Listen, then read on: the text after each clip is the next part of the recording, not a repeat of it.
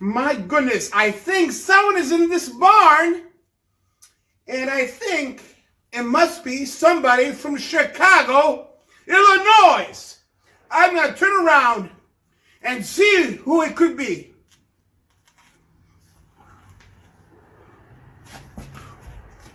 What the hell are you doing here? Cars, you son of a gun! It's Cars, my buddy, from the Keepin 100 football show, TTNL. The tape never lies. You son of a gun, you! Look at you! Who told you you can come here? Huh? Well, it's glad to see you, buddy. And tonight, we're going to have a great show on the Keepin 100. The tape never lies.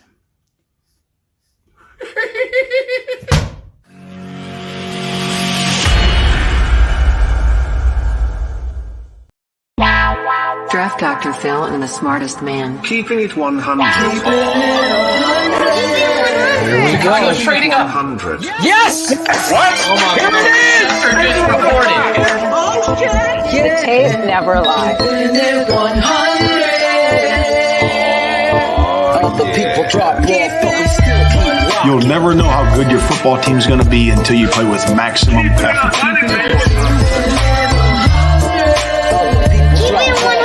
Keeping it 100. Open competition. Take over the North and never give it back. Smartest man. My Chicago Bears select Justin Fields, quarterback, Ohio State.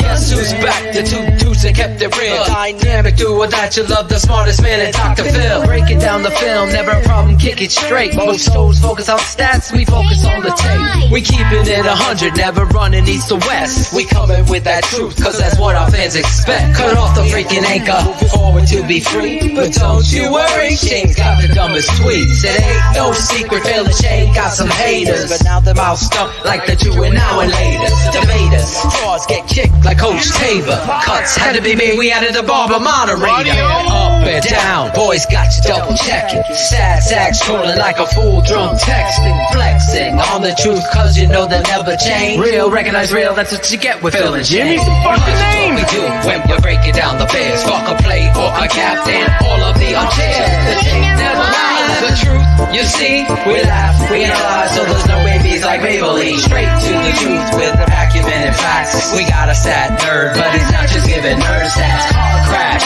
big impact like Trick Sack. Every Wednesday night you got the smartest man and Phil back. Now we know you're smiling like a fat kid with fun dip. We're back better than ever and we keeping it 100. Keep it 100. Draft Dr. Phil and the smartest man. Justin Fields gets outside the pocket, puts that ball perfectly where only Mooney can get it. 1 point, 2 feet. Draft Dr. Phil and the smartest man. Keeping it 100, baby. Keeping it 100. Draft Dr. Phil and the smartest man. Keeping it 100, baby. Keep it 100. Keeping it 100. Bears never lie. Yeah,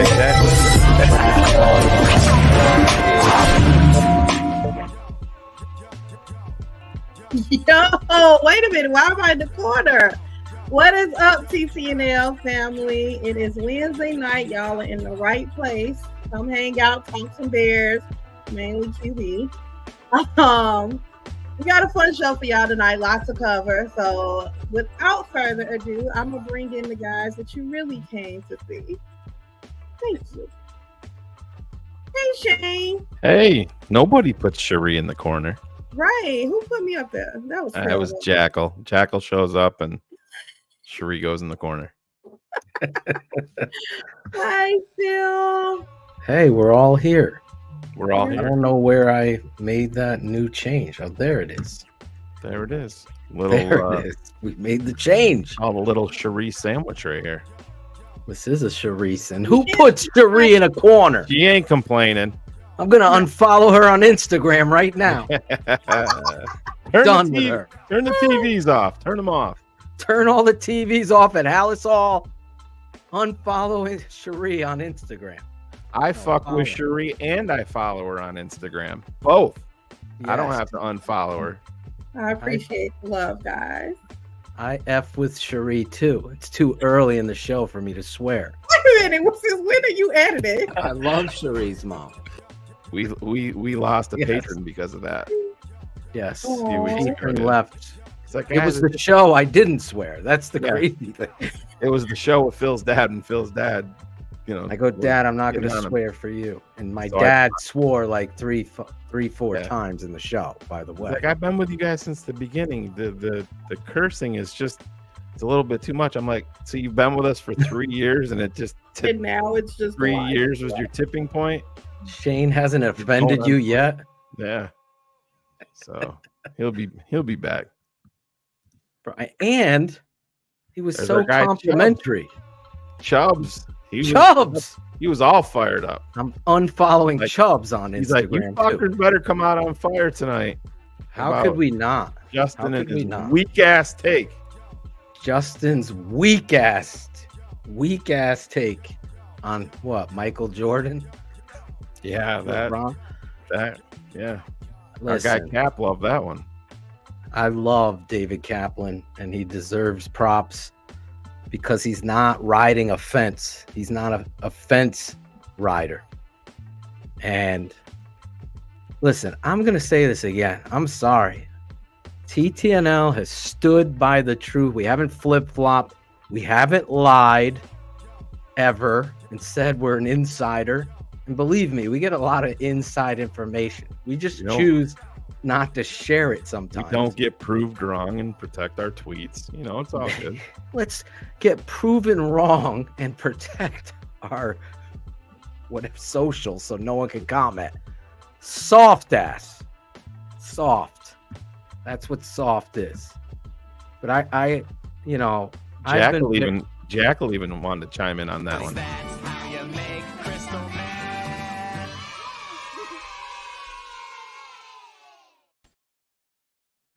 This shit'll make your teeth rot out. I'm going to say a couple things.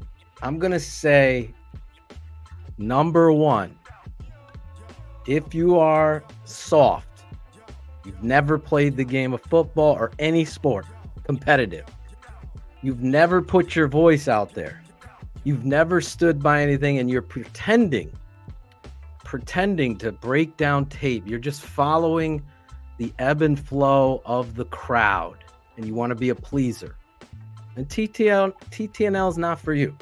Just isn't. Because you know what's going to solidify our story and our conversation and our discussion, our debate, is what we've actually done on film. I will attack Ivan, Shane, Jackal, anybody that stands in the way of what I've seen in truth. And those guys at the end of the day walk away knowing I still love them. I'm just using that as an example because there's a lot of soft ass pussies out there that take shots at Shane and myself. I'm not smart for being originals because we don't destroy content or Bears content creators. We destroy narrative lying creators. That's the difference here. That's the difference. And there's a lot of the frauds out there. And I will call them out. They have an issue. Shane is telling me, hey, Phil, now X or whatever the fuck it's called gives people money. People can pay money to have a blue check mark next to their name. So what they're saying leads the sheep. Oh, he's verified, whatever. I'm going to follow him. I mean, my ex takes money too, but that's what's that? Stuff. Anyways, go ahead. I didn't hear what you said. Whoever said you aren't funny is dumb. True. I can even admit that. Lacked comedic timing. Lacked comedic timing. Is my mic okay? These new settings, are they better? I do. I like you have a little bassy. Oh yeah, it's for Cherie over there. What's up, girl? I scared the shit out of her earlier, so I owed her some bass in my voice tonight. Thank you. And you got the beard working for me, Shane. Oh, hey, girl. Somebody can pay We're staying in the green room after the show. to try to portray they're more important. That's what this is. Social media.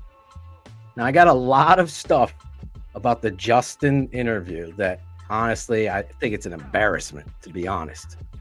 Yeah, But it was my biggest takeaway is, I mean, I'm not going to get into all of the minutia and shit like that, but it was just, I thought it just came across as odd. I mean, I don't want my guy out there saying, you know, I just want this over with. I want an answer. Well, you're not going to get an answer right now. right. Welcome to And the he knows business that. of football. He knew everything Right. and was totally manipulating. Why do people take cultist- social media so serious? Well, how serious are you taking it if you had to unfollow the Chicago Bears in the NFL to get football off your feed? Just don't pay attention to the app. delete the app from your phone, walk away from it. I can speak on that. I did it. I did. And Shane has given me props ever since because I've never once gone back ever. Yeah. In fact, Ryan, I Cox have and access to Shane. Phil's Twitter account if I need it. And Yeah. He doesn't. The reality is, you know, social media can be a great thing and a freaking very disgraceful thing. But don't portray like you don't know what the game is. Don't portray like you don't know what the game is. But again, I wanted to address it because you have people losing friendships, or I have people that don't talk to me now because I'm telling what my life's work. I take pride in this. I had a dumbass say, "Oh, I don't." He jumps on my page, and jumps into some discussion. Everyone's having a fun time, and some fan brings up TTNL and our breakdown, how wonderful it was, and this dude takes a shot at us. I don't pay for that amateurish breakdown or whatever. Yeah, we can Bro, tell. you know what you're fucking doing. We can tell. You can tell by your football acumen you wouldn't pay for it because it's fucking ridiculous. There is nowhere anybody worth their grain of salt, even if they're the biggest fan of Drake May or whoever, Justin Fields. You can go to our network channel and you're going to get an unbiased look at the true football tape. It's the truth. I don't flip-flop like a lot of these dudes do. Neither does Shane. We don't agree on everything. We don't flip-flop. And that's not going to happen here. And it's offensive that I take and Shane takes all this time out of our lives to break down the tape, have all 22 tape showing you live. Like, there's nowhere for us to. It's my editing. I did the editing. Breakdown with film. Imagine with film. What a novel fucking concept that is. Exactly. There's no pretending that we're breaking down tape or grinding the tape. I've been doing this for years, bro. You're going to take a shot at me and think I'm going to celebrate you or our network? No fucking way. I have no agenda. I will say this. Justin Fields is an average to below average quarterback in the NFL. The numbers back that up with all of the numbers that I've been given and Shane has been given, and we read down the 225. He's got 6 in his career. You got a freaking backup quarterback with the Bengals who had 6 this year. Don't come at me. Don't come at me because I have the tape showing me. I didn't need those things. I'm not paying attention to all the other passers in the NFL. I'm not doing that. I'm focused on the Bears. Problem 1, quarterback. Problem 1A, coach. You can point the finger at Matt Nagy, blame everybody. Justin is this. You'll have every excuse written in it. But you don't have those same excuses for Mitch Trubisky. You don't have those. And if you look at the stats, which I'm not a big fan of, they show it. They're on the same place. And actually, Mitch might have thrown more yards, more touchdowns. He's considered a bust, right? So here are all these fans. And listen, I wanted Justin to succeed. I wanted him. I wanted him to be the best he could possibly be. And I'll tell you this. You could take this to the fucking bank. If Justin was playing his ass off out there and it was other issues, this network, myself, would be the fucking front row leaders in defending him. But as Shane has put many a time, there's guys open. There's plays to be made. Darnell Mooney didn't become a bad player overnight. Didn't. And when you get your narratives crisscrossed and fired up and you're just seeing it through a blind eye, there are no guarantees. You're right. But the one guarantee is on the tape. It's average. It's missing throws, throwing it out of bounds wide when a guy's wide open, missing that. Yes, there's plays where other players have let your quarterback down. That's football, bro. It ain't consistently inconsistent, though. Darnell Mooney didn't go from being a great 1,000-yard receiver to nobody. Oh, he's nobody. There's an issue. It's the quarterback. Now, I'm not helping our trade value in saying that for some people, but the reality is what I saw on tape, I told Shane, it's not gray. It's not. It's right there. He regressed. And I'm not wrong. If you focus so much on swag and your look instead of going out there and grinding on the football field, you can have, ESPN can make a highlight reel of fucking any quarterback in the NFL. It's the truth. And when you have a dynamic athlete who can run and escape like he can, that's what they live on. But you don't, Kurt Warner said it best, you don't live on that. You don't live on that. So I'm sorry Justin Fields' feelings are hurt. And he unfollowed Instagram, even though some people said he didn't. He knows. He knows it's over in Chicago for him. And like I said, I'm not wishing him ill or a bad career or anything. But once he's gone from Chicago, he's gone from my periphery. Exactly. That's how I roll, and that's what I do. It's on to the next. And like you said, Phil, all the hard work that we've put in, everything that we've done, at no point did we not want Justin to make it. Because at the end of the day, if he proved without a shadow of a doubt that his trajectory was where it needed to be and he was where he needed to be, there's no doubt what the best option would be. If you knew that you could build with him and he was the answer, then you take the historical haul. Exactly. But he's not there. And it's not close to who the better quarterback prospect is. Listen, is he explosive running? Yes, I get it. He talked about it with Amon-Ra and EQ in the podcast. He voted for himself as the best runner after he said that Lamar was initially. He's an explosive runner. Day one, Caleb Williams is a Chicago Bear. He's a more progressed passer. And it's not close. It's not close. 100%. And people get mad about that. For what? We're not going out of our way to put out negative content about Justin Fields. You, me, Cherie, Jackal, Cars, Bryan, Perez, everybody. We were all excited the night that we got Justin Fields. Yes. Jackal, yes. He gave us a reason to believe that this was going to be, better for us. We had our guy.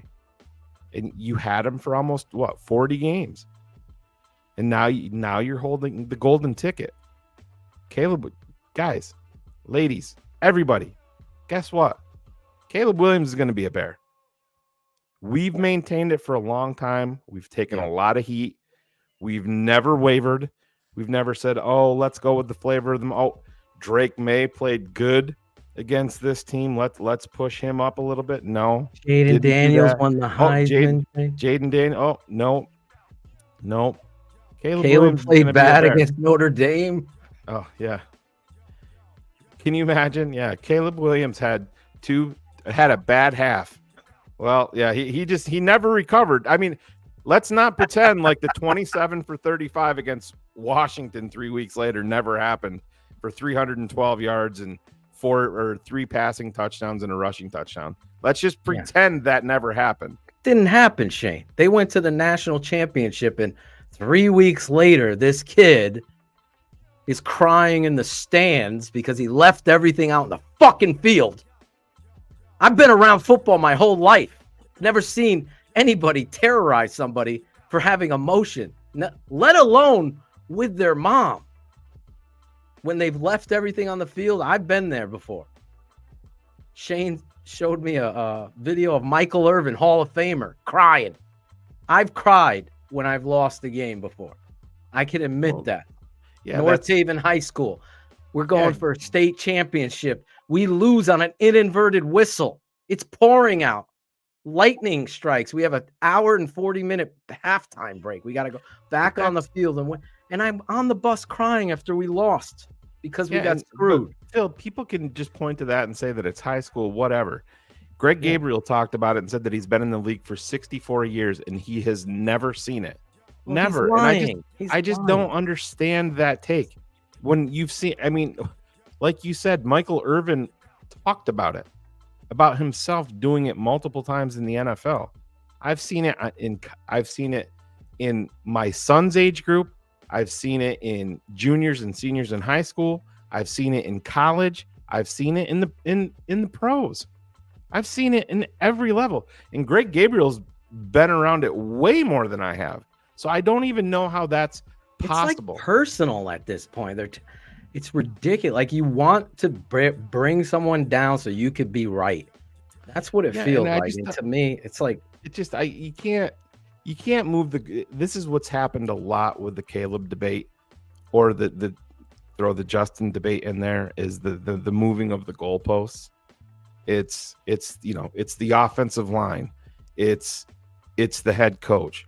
It's the OC. Oh, it's the organization. Very rarely does it ever come back to Justin. It never when does. All of it is true. It is the head coach. It is the offensive coordinator. It is Justin Fields. It's everything. Everybody is guilty here in terms of Justin's progression. Justin is just as guilty as Matt Eberflus. He's just as guilty as Luke Getsy. He is. But people don't want to hear that. And the timing of this is where you are. And that is did you see the tweet from Spotrac today about the Sport Rack? Yeah. Spot Rack. Spot Rack, I think. Yeah, whatever it is. But about the potential. Yes. You sent it contract. To me. Yes, I 6 years, $283 million. $283 million. Are you kidding me? You're getting Caleb Williams for essentially 4 for 40 and $40 million guaranteed. You can remove everything else except that right there, and it's a mic drop. It's the ender. 6 for 283 or 4 for 40. Is that the one you're talking about or no? Yeah, Justin Fields' contract, if traded, 2024, $3.2 million guaranteed. 2025 is with the 5th-year option. The projected $22 million option must be decided by May 2nd and will become fully guaranteed as soon as it's exercised.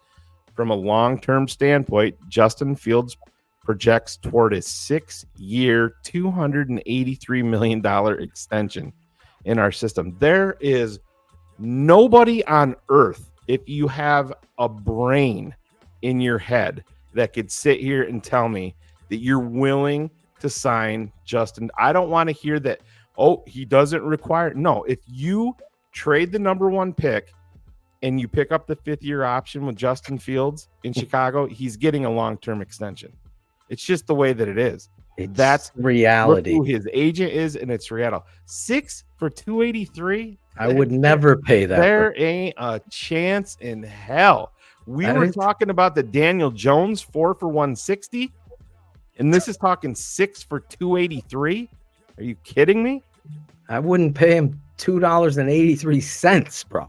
At this point, well, I'd pay him that. I mean, that's a hell of a deal for a backup. But listen, I want to say this, and then we'll bring out our guest, Bryan Perez at BearsTalk. He's back. Bryan Perez NFL is coming back on.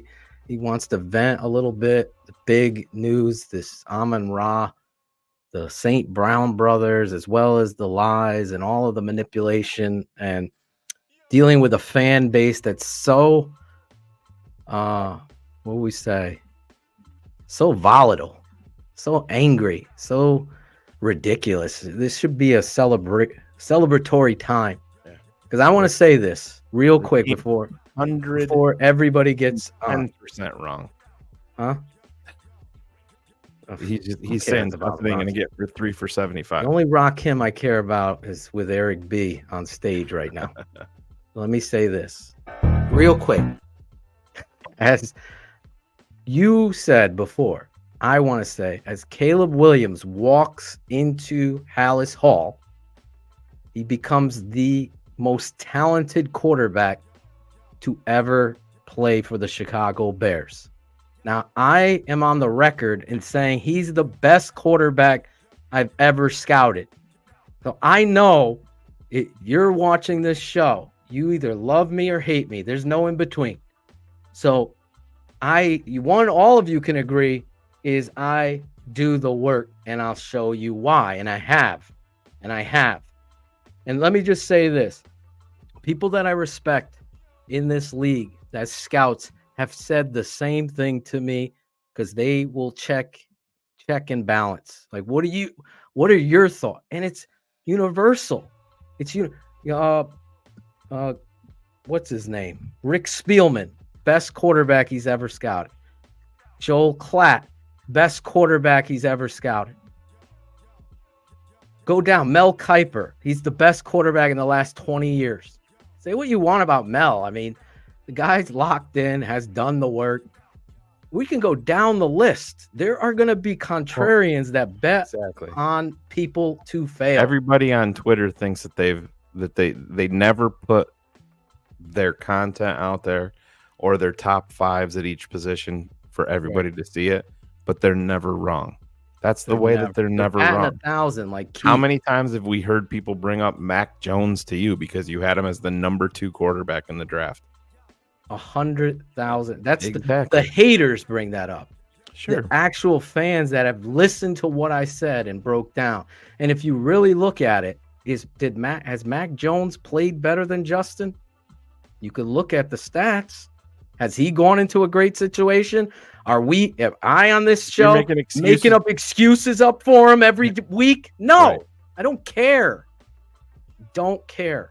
What I care about are the Bears.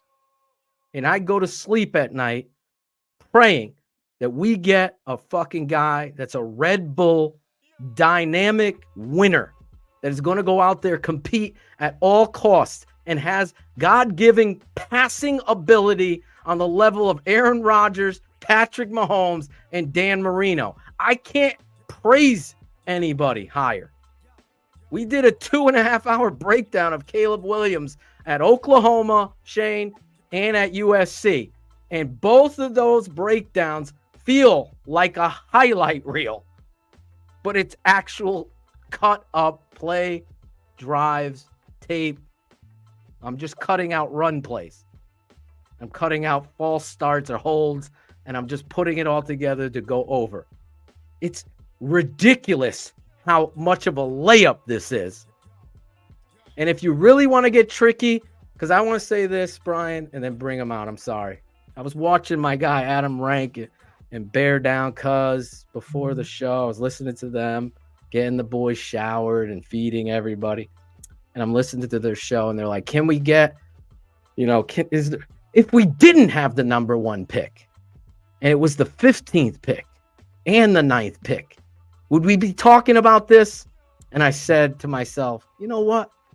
A good GM would. They take the 9 and whatever, the 12th, and trade the fuck up to get the position locked in and trade Justin Fields as well. That's how good this quarterback is. You think these people are talking about getting a haul for a number 1 pick? When nobody would, Phil, whoever get? had number 1 is sitting. They're sitting. They're sitting. So I just want to add something about before we bring our guest in, or we can bring them in. I don't care. But I just want to point out that I see a lot of people talking about, well, if we get Caleb Williams, we better make the playoffs next year. No. And granted, you know what? I would hope we can make the playoffs, but why is the bar so high for Caleb Williams? Because they're Justin Fields fans. That's somebody else. I mean, not to go back to Greg Gabriel, but he's not the only one saying it. They're saying you bring Caleb Williams in here, you're guaranteed to lose for the next 2 years. What is that? What is that? What is that? What is it based off of? Well, you can't go CJ Stroud because that's an anomaly, because Ben Roethlisberger never happened. You know what I mean? Dan Marino never happened. It's just you're building a case for your narrative with zero facts. The Bears aren't a normal number 1 overall pick team. They have 7 wins. They were one of those teams that was in the hunt for a while. And unfortunately, we all know situational football wasn't great because of the head coach and quarterback gaffes, quarterback wasn't good. Defensive breakdowns. It all matters. But if you can get some consistency at quarterback, you don't have to average that many passing yards a game to eclipse what we've had for the past 3 years. You don't. And you know what? We don't have to say we do. I had a guy say, "Hey, you gotta talk like this. Don't talk about Caleb and just do this and talk." What? We don't have a script here, and there's impossible to not talk about this quarterback thing right now. We will talk about a lot. Let's bring our guy out. Bryan Perez of BearsTalk. What's up, man? Long time no see. What's going on, fellas? Pretty crazy day today on Bears Twitter, I think, is putting it gently. I just want you to know I unfollowed you on Instagram, Bryan. I need a little bit of a break. What does it mean, though, Shane? Yeah, well, that's, I can still fuck with you, but I'm just not going to follow you on the gram. I don't know, man. I don't understand. I think he knows exactly what he's doing, Bryan. I really do. Like his leadership, his agent, he's got a very powerful agent in Mulata. They know what they're doing. It's part of playing the game. I don't know if it's wanting to create, sympathy, or I don't know. To me, it came off as very oddly scripted in a way to me in the pod, and I didn't think it was a great look. I do have to give Amon-Ra St. Brown some credit, because he was in full-blown I don't give a fuck mode with some of his questions that were fantastic. Very, very ones point that blank. needed to be asked. Yeah. Oh, you're not following anything football? I'm going to go right on your gram right now and see who you're. Yeah, that's exactly what you want to do. But go ahead, Bryan. I had a real hard time with Bears fans on Twitter today, and it was really a tough experience, because I've enjoyed Bears Twitter so much since kind of diving into this world with Bears Wire back in the day and BearsTalk now, and after today's podcast, the St. Bros podcast with Fields aired, you got a real strong sense for the division in the fan base and how it is kind of devolved from Bears fans coming together and having Bears talk, not a shameless, maybe shameless plug there, into just, I'm going to say whatever pushes or advances my narrative further. Today's podcast with Justin Fields, I mean, let's go back to the whole Instagram thing. This really bothers me. Okay. I mean, it really bothers me how Bears fans are condescending right now on Twitter, making it seem like the content creators, the podcast hosts, the bloggers, the writers, the reporters are making it seem like this is a big deal when really it's not. The Justin Fields fans, I'm a Justin Fields fan, but the Justin Fields diehards right now are trying to push this to push this Justin Fields unfollowing the Bears thing as if it's a non-story. I couldn't disagree more. I agree 100%. If you don't think that Justin Fields did this intentionally, then you are absolutely saying that you don't think Justin Fields is a smart guy. Justin Fields, when he's at the podium, Bears press conferences from the day he was drafted by the Bears, has established himself, in my opinion, as one of the smartest, most savvy quarterbacks in the league. He has been a brand since he was in high school. He was a brand when he went to Georgia, which is why with everything that happened with him there, he had to get out quick to salvage his brand and make sure that he was in the best position possible to succeed in college. And now in the league, we heard the stories from Josh Lucas talking about how he was a little standoffish as a rookie, not wanting to learn from Andy Dalton and Nick Foles, a guy who knows he's the best on the field. His brand, he wants to be on the field. Justin Fields, as you said, Shane, has an agency, a social media team. His father is very much involved with everything he does. Nothing Justin Fields does is an accident. Nothing he does isn't calculated.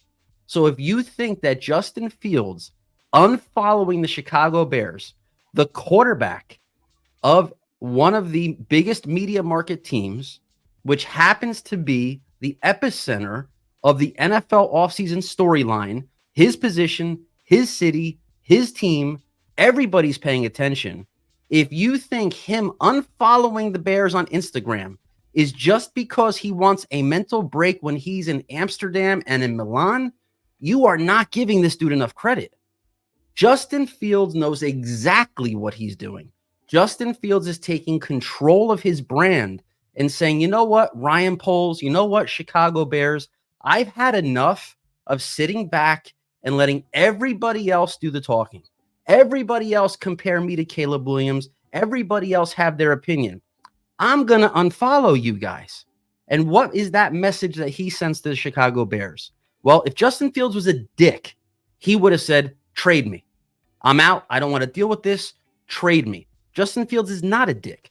Justin Fields is a smart, calculated, strategic brand. So he unfollowed the Bears. That sent a message to Ryan Poles and the Bears front office that I am not happy. You guys need to figure this out soon. This is my first attempt to tell you guys. And what's in 5 days? Exactly Where right. this is going to go down. And I'm going there, Shane. That's exactly right, man. You're one step ahead of me. So he unfollows the Bears on Instagram, knowing that in a couple of days he has a podcast appearance, which he never does. He never does. Never shows his personality like this. Correct. So if you think about a guy who has always been calculated and strategic, look at him in his press conferences with Bears reporters.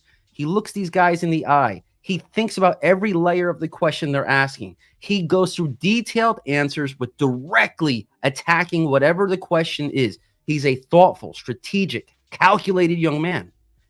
And he's in the social media generation. He grew up knowing what it means to unfollow someone, knowing what it means to like a tweet or retweet something. That is an endorsement. That is your message to the masses. No matter what anybody wants to say, he's taking a mental break to go on vacation. No, he's not. He could take Instagram off of his phone if he wants to go on a mental break. People are still going to tag him in posts about Caleb Williams. He's still going to be he's going to be connected with all this. Unfollowing the Bears was his message to Chicago. I'm letting you all know I am now ready for this to be over, because a few minutes into the podcast, after he talked about, oh, everybody takes social media too seriously, which I'll get to in a second. And I apologize, guys, for bulldozing this. I've been holding this all day. That's why it's a 3 or 4 hour show, Brian. He is a few minutes into the podcast, and you got to really like when fans go on Twitter and just want to spew their opinion about team fields, take a minute, watch the podcast, watch it again, then watch it again, and look for the human context clues to really understand what somebody's saying. It's not just about what they're saying. You have to dig a little deeper. A few minutes after he said people take social media too seriously, a couple minutes later, I just want this all to be over. Okay, that's what he wants. To get to that point, he needs to unfollow the Bears on Instagram. He needs to send a message to Ryan Poles to make a decision like now, because what's inside his head and in his heart, he wants this over. So what can I do? What steps can I take to reach that end game? Step 1, unfollow the Bears on Instagram. I know a couple of days later, I'm on a podcast with Amon-Ra St. Brown and one of my teammates, and I will be carrying the momentum that this social media strategy has created into a podcast, which go on NFL.com, go on ESPN.com, tune into all the shows tomorrow morning. The first thing they're going to talk about and lead with is Justin Fields' comments on the podcast, which became more relevant because he unfollowed the Bears on Instagram. And Shane, what happens a few days from now, after all of the buzz and all of the headlines are created, the NFL world comes together in Indianapolis for the scouting combine. Justin Fields, give the dude credit, Bears fans. Justin Fields fans, don't take credit away from him by saying he just wants a mental break. You are actually suggesting that Justin Fields doesn't know what he's doing, maybe has no clue the impact that he can have on social media. That's an insult to him. It's not an insult to say Justin Fields did it on purpose. That's giving him credit and saying that Justin Fields is a smart, strategic, calculated dude. And guess what? I actually want a guy like that as my quarterback. Well, a dude who the quarterback you're going to be replacing him with is the same dude. And exactly. He knows how to use and manipulate social media. I'm not going to give out a name, and he's going to be coming on with us here in a couple of weeks, but had a conversation with him before the show tonight. And he said he's a business and he knows what his value is. And that's a brand. As a brand. And Shane, these guys don't know anything other than the social media world. Yep. They know what it means to unfollow, what that message is that they're sending. So now I'm the opposite of you. I thought it was an embarrassment, but a selfish one. So because I love the Bears and football so much, you're 100% right, Brian. What he did was get at there's 3 rounds left in the fight. He got to the fight. Ding, ding, ding. Make this about me. I know I'm going on with these guys. I'm going to say my truths there because Amon-Ra, to his credit, deserves a lot. He asked the pertinent questions across the table. A lot of these fucking guys won't ask. He did it. And but here's the thing. There was several little, what do we call it? Nuggets of flirtation with Atlanta. Atlanta. Oh, I like those guys. Oh, I happen to be, to your point, I happen to just follow Bijan Robinson, Drake London. And so when they asked, do you know Drake? No, I don't. It's to tell the Bears that's where I want to go. He even said, I think they need one more wide receiver. When was the last time you heard another player say that? You've never heard that. Not about another team. Justin Fields unfollowed Instagram, unfollowed the Bears on Instagram. I need Justin Fields fans to understand this. He unfollowed them. I said this on the show the other day when we were live because there was this he didn't unfollow them. He didn't. I know he's out there talking shit like, No, because I remember tagging him and the Bears in the season when we were breaking down one of his bad games. I tagged Justin and him and the Bears, and you could see he was following. So I knew he had been following them because of when I did that. But here's the other thing. Here's the thing, sorry. Phil. Justin Fields, and I need Bears, Justin Fields supporters, the cult, whatever it might be. I need these fans to try to understand this. Justin Fields unfollowed the Bears on Instagram on purpose with the intent to regain some power in this debate. He has no power. He has no ability to decide where he plays next year. He has no ability to essentially give himself a contract extension or tell the Bears who to pick, but he has the ability to protect his brand by establishing his alpha in the room personality and sending the message to polls to say, look, dude, this ain't going to continue nice. I'm not going to play nice in the sandbox anymore. And again, go back to the podcast with the St. Brown brothers. When they asked him about unfollowing the Bears on Instagram, Justin Fields' first reaction was a laugh, as if wink, wink. Yeah, like obviously, like, you know, he came up with this, man, I don't know why people take social media so seriously. Like, are we seriously buying that? You're the quarterback of the Chicago Bears. You know, everything you do is put under a microscope on social media. You unfollow the team you play for.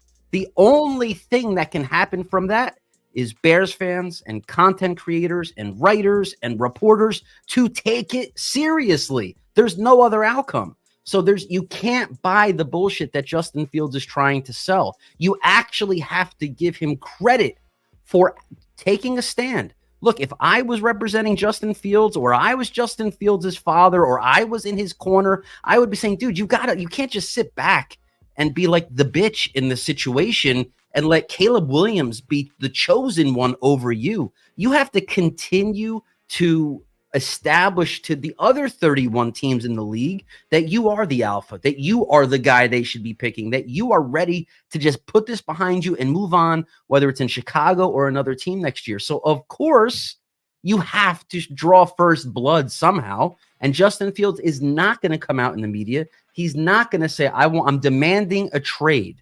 He's just basically saying, and as he said, word for word in the podcast, I want this to be over. Bears fans, he wants it to be over. That's why he's doing these things. I'm glad you asked that. And again, I asked, I want Fields fans to just answer this to me. If he wants to disconnect from the drama that comes along with the Fields versus Caleb Williams debate, just take Instagram off your phone during your vacation.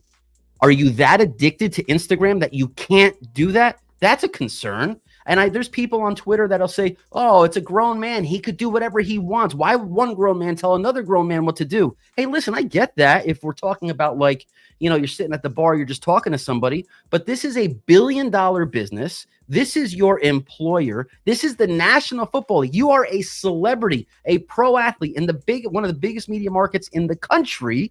And you're telling me that you can't just take Instagram off your phone instead of unfollowing the Bears? Are you that you can't draw that logical conclusion? Justin Fields is not dumb, Bears fans. Stop making it seem like he is. If you think unfollowing the Bears but keeping Instagram on your phone during your vacation is what a grown man should have the right to do, you are not crediting him for being a very smart, calculated dude. He could have taken Instagram off. He didn't. Why didn't he? He's sending a message to the Bears. Rant over. Yeah, and it's a mic drop, and it's great. There's just to get back to the moving the goalposts, and I'll never understand this. And I don't, if you're pro Caleb Williams, pro Justin Fields, the thing that's funny is if you're pro Justin Fields, it's listen, you have to keep him, you have to take the haul, you have to build around him because the team's not good enough. He's never been given a fair chance. And then when you want to talk about Caleb Williams, you're the same person that's pro Justin, But now you have to talk about Caleb Williams. Here is your argument when you're standing in the courtroom. Well, if you're saying that Caleb Williams is so good, then the Bears have to make the playoffs next year because he's better than Justin Fields. That's the most flawed argument, moving the goalposts argument ever. The team's not good enough. They need to be built for Justin. But if Caleb comes here, he's got to make the playoffs. Because Shane, you said he's better. The other thing, Shane. It's dumb. People want to jump on Caleb Williams and his mental toughness for crying in his mother's arms. Well, what about the mental toughness of a guy who can't deal with Instagram posts? Like, you have to ask shut yourself, off the TVs at Hallis Hall. It's worse than that. Yourself, you can't have your cake and eat it too. You can't sit here and monitor every step that everything Caleb Williams likes on Twitter or retweets on Twitter. What does it mean? Oh, he liked this post that suggested he didn't want to play for the Bears. Look at all the Fields fans might say, look what that means. But when Justin Fields does something on social media, it means nothing. When Caleb Williams is crying in his mother's arms because emotions got the best of him, he couldn't handle the loss, the disappointment of that. Oh, he's too weak. He's not mentally strong enough to play quarterback in Chicago. But if Justin Fields unfollows the Bears on Instagram because he doesn't want to deal with the drama, oh, the man just needs a mental break while he's on vacation. I'm not saying you're right or you're wrong. Both opinions have merit. Argue them. Wonderful. But you can't say one is a negative and one is acceptable when they're both the same thing.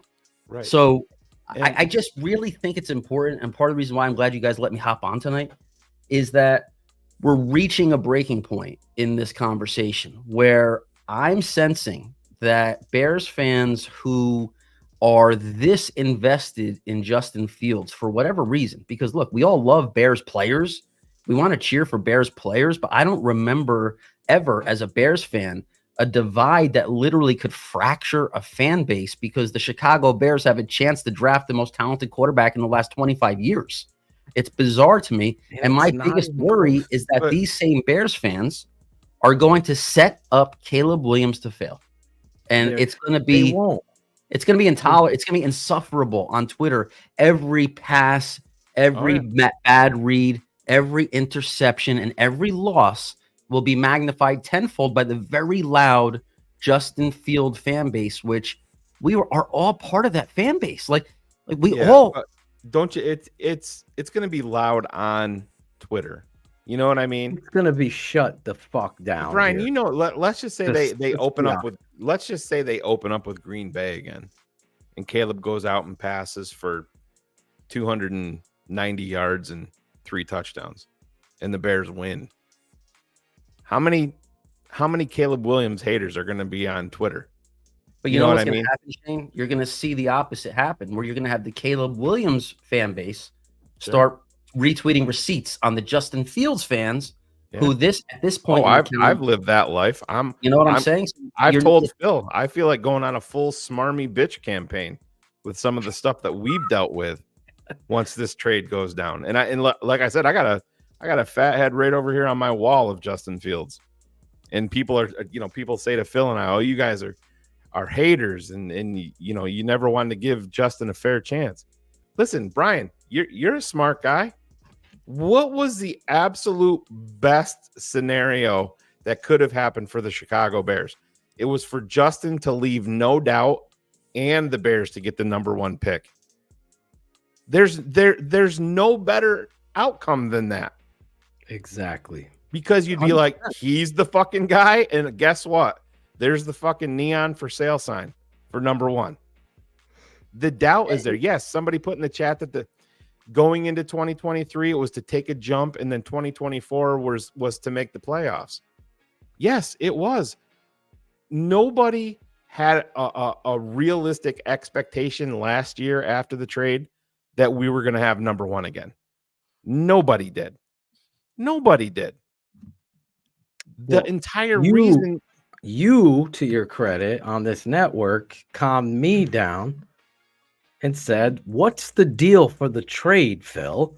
Is if you get a number 1 next year in your trade down, what do they have if Justin doesn't improve? They have a chance at getting Caleb Williams. They won that lottery. Yeah. We should all be celebrating, because at the end of the day, if you want to be a Justin Fields apologist and you have every fucking excuse known to man, at the end of the day, I'm doing the tape of this guy. He regressed. He is not a winner from the pocket. In the NFL, you have to win from the pocket. He's terrible at anticipation. He's terrible inside the hash attacker. He doesn't have the ability to anticipate and trust his arm and the windup and the falling away all the time to his left. You're not going to fix that. And these coaches didn't come here with the opportunity to coach the best quarterback prospect and potentially catapult their career in getting a head coach to fix Justin Fields. It's just not. You know, one of the things, though, I think that's really for today, especially for me, is you realize that at some point you have to, like you guys are talking about, Phil, you watch the film, etc. You have to do an unbiased, objective review. You have to put yourself They won't do it. They in won't. the front office. Be the GM, the pro scouting director, one of the pro scouts inside household that has to watch all the film. And ask yourself objectively after year 3, if you're ready to commit the contract type numbers that you guys put up, 283 million over 6 years, or whatever it is, 238, whatever it is, over 6 years. Are you willing to do that? 9 out of 10 Bears fans are probably going to say, no, uncomfortable with that.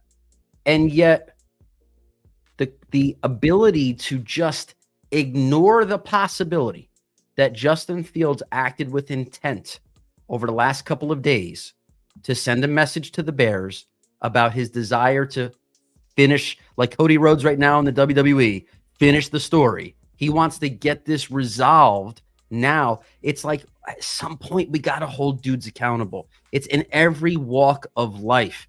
You have to have accountability for your actions. And it's not that Justin Fields did anything wrong by unfollowing the Bears. He can do that, but you have to acknowledge the why. Somebody does something, great. You can assess it, dig deeper, figure out why did he do it. He's not unfollowing the Bears so he can go to Amsterdam. I mean, give me a break. Why do Bears fans not get that? And it's, to me, this is a situation that is almost like, I mean, are we even going to be able to enjoy the moment the Bears pick Caleb Williams? Like, are we going to be? We will. You better come on this show, because I'm going to fucking do a dance. I might cry. I might cry in my I might have to invite my mom to watch the draft so I can cry in her lap, because it'll be the best day. I'm fucking serious. I'm dead ass serious. I've never seen anything so twisted in my life and manipulated. I felt the same way about Charles Leno on a level. There was a cult of Leno fans, and I kept showing the tape. Dude's getting beat inside, outside, falling to the ground. A fucking safety comes up, knocks him on his ass. We're defending this shit. Well, you know, the best ability is availability, Phil. Come on. And I'm showing you, you got to get better. This is ridiculous. It's the same thing with Justin on 500 times crazier. You know what, Phil? I'm going to jump in for a second. Like, I would say it's okay to really be excited about Justin Fields' future. It's okay to think this dude has a big upside. It's okay to feel like he can win games in Chicago. Wonderful. Bravo.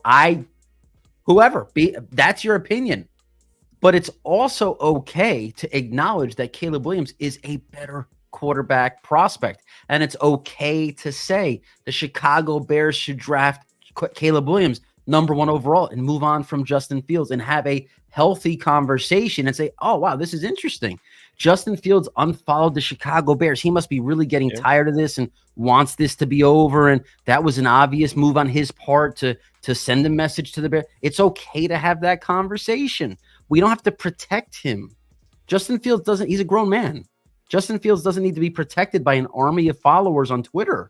Let's just call it what it is. He's sick of the narrative. He doesn't want to deal with it. He did this on purpose. He didn't do it to go on vacation. So, like, just sticking to this specific moment in time, and Justin Fields leveraging the St. Brown podcast right before the combine. Bears fans have to come to grips with this is not an accident. And it's okay for Fields fans to say, yeah, Justin Fields, he's fighting back right now. He's playing the game. And maybe this is a sign that Justin Fields won't be here next year. To that point, I'm sorry. Every day I drive to work, I listen to my boys Cap and Hood every day. And then I'll listen to them while I'm at work. And every day they always say, everybody says it too, the whole conversation about Caleb versus Justin on Fox Sports 1, on ESPN, everywhere. Everyone's talking. I'm listening to fucking LeVar Arrington, Brady Quinn. I'm on a early morning drive because Cap ain't on. And they're talking about it. Everybody's talking about it. What does, to Brian's point, Caleb do? I mean, Justin do? He's getting upset. He can't take. Caleb Williams had one first-round wide receiver he's played with in his career.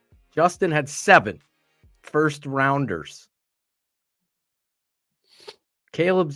Justin's getting fired up. He changes the whole dynamic by unfollowing the Bears, making a power play, and getting everyone to talk about him and getting those quotes out there. Now, some of those quotes I'm embarrassed by. The whole Adam Schefter taking the DM thing with the girls. To me, that's embarrassing that we're having that quote be put out there.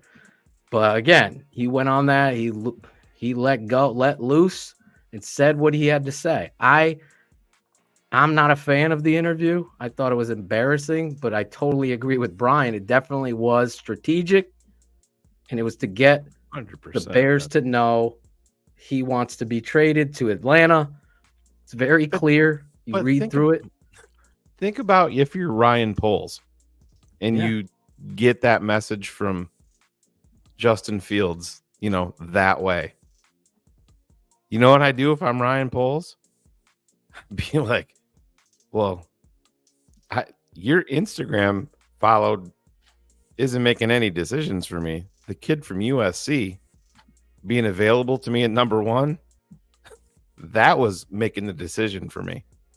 You know what I mean? It's just, and Brian's right. You got to play. You got to play the game. His leadership, his all of that stuff is great, and he's probably going to go someplace and he's going to make plays.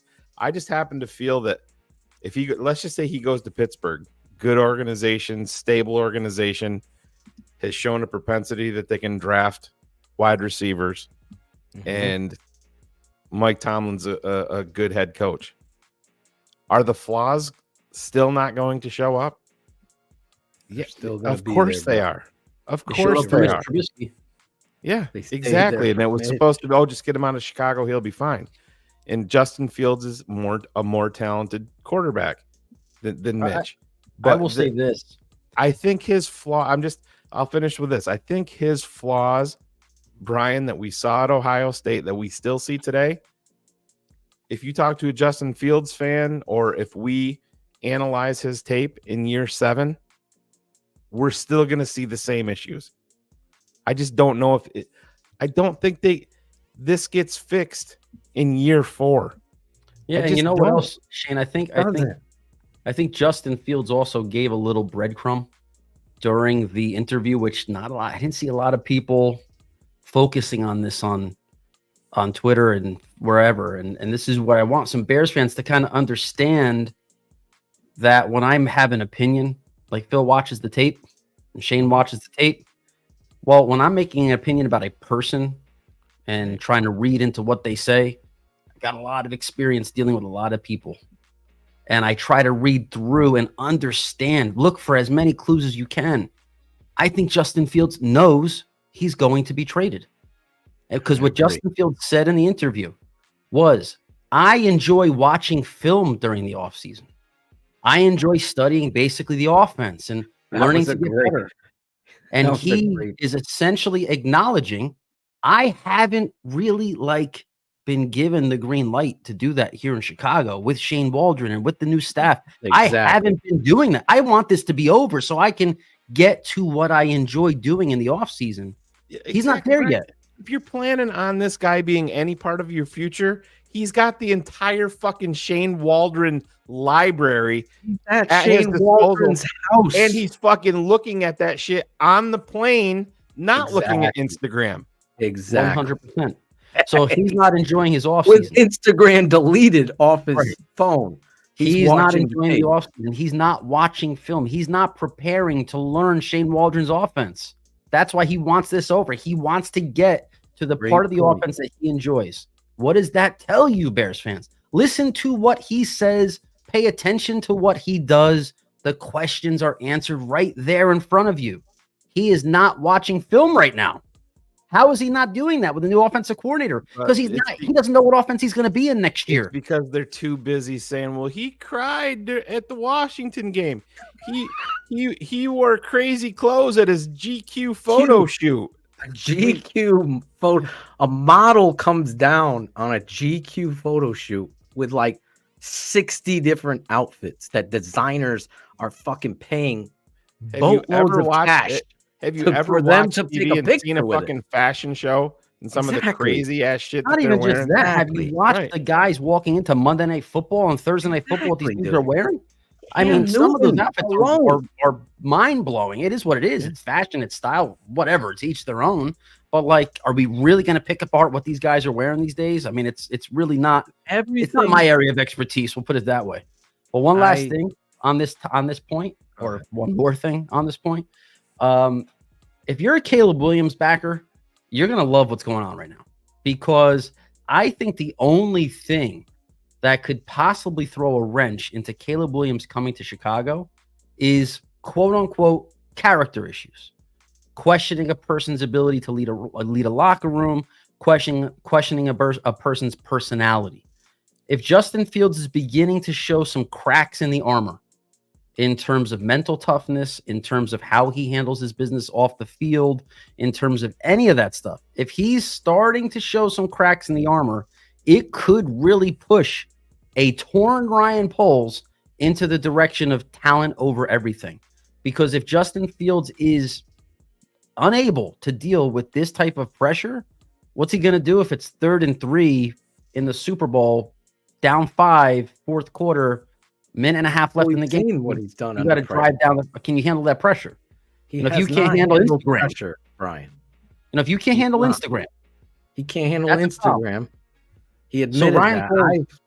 Ryan Poles might be looking at this and being like, you know what? Are you looking for signs everywhere? And perhaps Justin Fields and the steps that he's taking at this point are indicative of a Justin Fields that we really haven't seen yet in Chicago, because there have been a long list of excuses that have made his path very well paved. We're now seeing Justin Fields face some adversity, face some challenge, face some criticism. He might not be the best man for the job, and we're going to start seeing his flaws, perhaps, as a leader, as a guy who can be a company dude, right? I'm not saying he has to be that. I thought you saw that today. It was a me thing. I've called this out before, Brian, and a lot of people laughed at me, right, Shane? Oh, yeah. I called out the fucking guy that goes out before the game, worrying about their visor reflecting that they know that they're not playing with that, but they want to look cool, is not the best leader of your football team. The guy that goes out there ready to fucking go to war is focused. He's not worrying about swag on his helmet. Those things were signs. They were red flags for me. And every time you got into a critical situation, I was waiting. In fact, I was cheering on the floor, begging for Justin to step up in those big moments, and he never did. The only game I felt like he stepped up and drove down the field was the Washington game, and Mooney dropped the ball. We all know that. You can't go on one. Everything's been inconsistent with Justin Fields, and the following of it is ridiculous. And I'll just say this to all of you guys that bring up Caleb Williams in college versus ranked opponents, you don't get football at all. It's a team game. The same thing was said about Patrick Mahomes, who wasn't surrounded by a good team. He was 0 for 9 or 0 for 1 for 13 versus ranked opponents. It's not going to translate that. What translate is, Bryan, what we've seen on tape. That can't be. It's night and day different than Justin Fields has ever dreamed of throwing the ball. Quick release, right? Sturdy, strong in the pocket. I'm breaking down Drake May now. We can put them side by. It's not even close. So you clowns say Drake May's Tim Hasselbeck, Chase Daniel. You're creating a narrative to get clicks and get money. That's fine. I won't do that. I'm just telling you the truth. It isn't even close. It's next level. I made a joke with Ryan Cox making a great quote, and I called him a former news scout to show. I'm joking that this is how crazy this has been. I quoted him as a former news scout, thinking people were using it and sharing it. And go, this is what this scout is saying. And that's how crazy it's gotten. But the fact of the matter remains is it's true. What he was saying, it is a unicorn. It's another level of ability at the quarterback position, throwing mechanics, the ability to throw the ball deep. Now, there is no perfect prospect ever. There isn't. Dan Marino had his flaws. John Elway had his flaws. Andrew Luck had his flaws. Every quarterback has its flaws. But the ground floor of what this kid is in college, I have never seen before. And I know the Chicago Bears have never seen it before. And that's why guys like myself, Matt Waldman, Cars, Shane, Brian Perez, David Kaplan, people that are watching the tape are doing their homework with unbiased. They just want to see what is the best for the Bears. It's not even, it's a layup. Right. It's a layup. It's like you don't pick Sam Bowie over Michael Jordan. You just don't.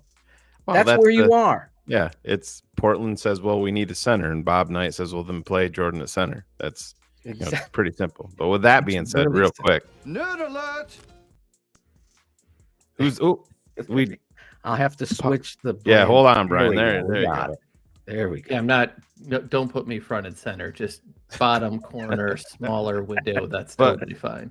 Brian, remember when you said you got to get Justin Fields more weapons? Like Stephon Diggs might be available. I've seen that out there. So that would be Stephon Diggs walking into a game this year. But we can't. Don't draft Caleb. Don't draft Caleb.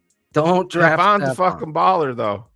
Stephon's a baller, right? I mean, it's people make arguments to fit their narrative. You can go moving through those goalposts constantly of a primetime game and see outfit choices that maybe you deem questionable. I don't know. It's all a matter of taste or whatever. But like Caleb Williams is in a GQ photo shoot. I mean, he's not bringing his personal wardrobe to it. I mean, what do you guys think is happening here? He didn't take that out of his closet. So I don't know, man. I guess my question for you guys is, why do you think this is happening? Like what I'm trying to figure out is, like I said before, the why behind it all. Mm-hmm. What is it about the die on a hill approach that these Justin Fields fans are taking? We all would love for Justin Fields to win a Super Bowl in Chicago and be a great quarterback for the next 10 years. Nobody is fighting against that. But I think why can't Bears fans acknowledge the reality of the situation? I think it comes down to them being scared of the unknown. Listen, they're as Bears fans, our bar is set so low at the quarterback position.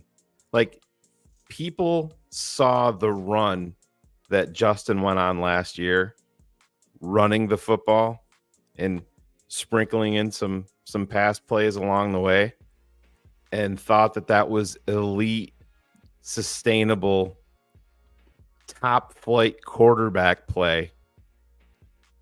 And if you're looking at it with an objective lens, everybody knows that it's not, but their bar is set so low. They're expecting no matter what, Caleb is going to come here and fail.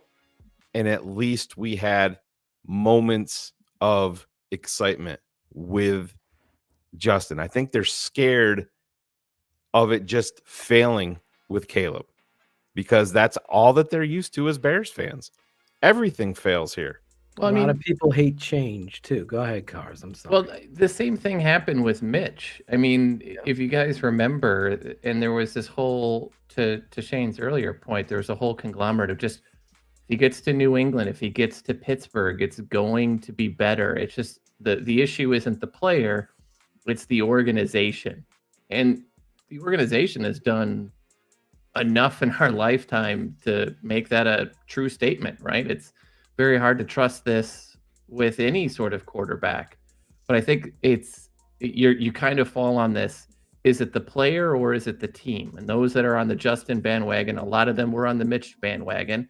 And it's simply just blame the team. Like, I don't know about you guys. I'm fascinated to watch Luke Getsy this year with the Raiders. I don't think he's going to be better, but I think it's going to be fascinating to watch. And you're going to have to watch his story unfold with Justin's as well. But everybody wants to blame 100%. Luke, and nobody wants to really blame the player at all. Well, that happens a lot in football, even with the coach. I mean, the decision to fire Getsy was a scapegoat one. We all know that. And because, listen, Getsy wasn't the greatest situational play caller, and I wasn't a huge fan of his, but there are plays on here over and over that Justin's missing. That's what fires me up. Like, this isn't a narrative.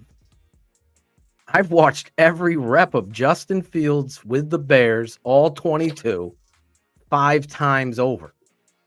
So I know I'm speaking from a truthful place. I'm not manipulating a truth. When I say he regressed, he did. Your biggest moment to shine is against your division rival to knock them the fuck out of the playoffs. It's like a playoff in itself. Opening day was like a playoff in itself.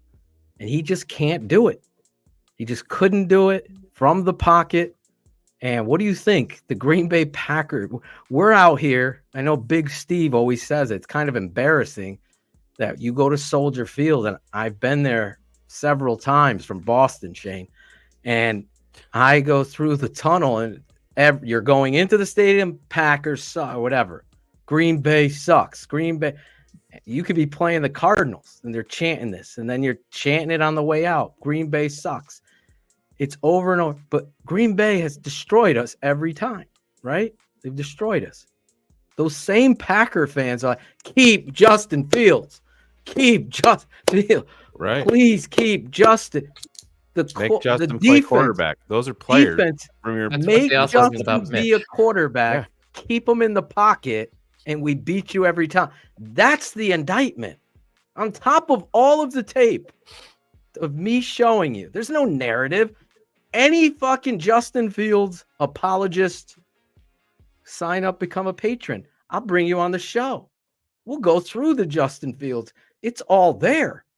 It's all there. So at the end of the day, if your opponents are saying this is what you do to beat you, and you have never been able to overcome it after 39 games, and you think it's going to change somehow magically, come on, just get him another wide receiver. Just get him another guard, another center, everything. The excuses have to stop. Right. Well, at some point, you got to make a one play. that you see all the time. 18 screen passes in one game, and you want to blame Justin Fields. Think about that, how that can be twisted around right back towards you, and put your answer in the chat, D. Levine. Is Justin's completion percentage was 61%. Is that good enough with all the screen passes that he was throwing? No, it's nowhere near good enough. And why were they throwing all of those screen passes? Is there a reason for it? That's always the hardest part of this nuanced conversation is you can't really have the chicken or the egg. Like too many people live in this absolute black and white. It was either Luke Getsy or it was Justin Fields, and there's no in between. When the truth is, Shane, you're right. Some of it was Getsy with the play calls. Others of it was Justin when there was stuff to be done. It wasn't done. I mean, we talk about it all the time. The play he gets injured. How long does he hold on to the ball with Tom Thayer screaming at him to throw it from the booth? Yeah. It's one of those game things. that he got hurt, by the way. He gets hurt on that play because he holds the ball for 6 seconds, and DJ Moore is open on the sideline. Like, it's all those things that football is difficult because it's not black and white. Life isn't black and white, but so many people treat it as such that it just makes it easier to be like, it had to be Luke Getsy. It wasn't Justin. Yeah, and the Bears did Fields a disservice by playing him behind Mustafer, getting him a first-time play caller and first-time coach. It's just like having a rookie center, a first-time play caller, and a first-time coach in Houston, right? Yeah. Was that a disservice? No, but tell me why his drop back is so slow and continues to be so slow. Why? Who is that on? Who is that on? Bryan, these guys aren't working on their mechanics in season. That's just the life of an NFL player. Those things are all ironed out in the off season. When you're working out with your personal coach, it's on tape. Everybody, who was it? Was it Schmidt's cars that originally had the drop back timer? Yep. Put that out there. Yep. And you have this on top of it, and you're slowing your progressions, and you have the ball tap, and you have the wind up delivery. Yeah, it all adds up. You've seen it. It's not going to get better. It's not. I mean, I think when you talk about the Bears quarterback PTSD that we all go through here, at some point, let's just stop making excuses. I mean, we're 3 years in with a chance to draft the best quarterback who's entered the league in 25 years. I don't care if he had a rookie play caller. I don't care if he had a rookie center. Yep. We've seen 39 games of film that is overwhelmingly average with a few dazzling highlight plays that are not sustainable for long-term success.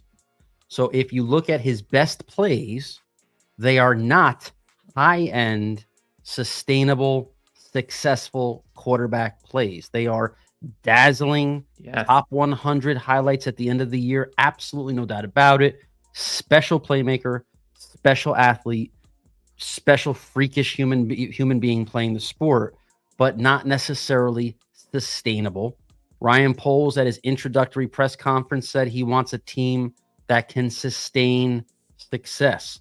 That means you need a quarterback who has a timeless skill set.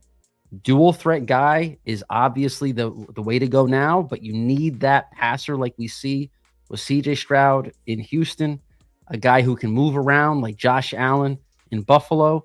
And yes, these are the elite quarterbacks in the NFL. And yes, that should be the type of quarterback the Bears want to put under center in Chicago. So yes, if a prospect is coming out who profiles with those traits, we have no crystal ball. We don't know if he'll be a bust or not, but he has those traits. So yes, you take him, especially because you're coming off of 39 games with very average, and that's being generous, quarterback play from your last swing at the pitch where you tried to hit a home run with Justin Fields. Great franchises who run on these Super Bowl dynasties will hit one home run every 20 to 25 years on the position. The Bears haven't hit one yet. They swung on Trubisky, missed. They swung on Justin Fields. It's a miss. You get another swing already. Trubisky was the second pick. Fields was the 11th pick. Now you have the first pick. Keep swinging. You got to keep swinging, especially when the guy coming in this year is the home run pitch. Yep. It's the meatball pitch. You're going to hit it out of the park. because look, the Ryan Poles, it's worse for Ryan Poles to trade Justin Fields and he hits and Caleb Williams fails. It's worse for Ryan Poles if he keeps Justin Fields, doesn't take Caleb Williams, and Caleb Williams becomes Patrick Mahomes than it will be if he trades Justin Fields and Caleb Williams is just a middling guy.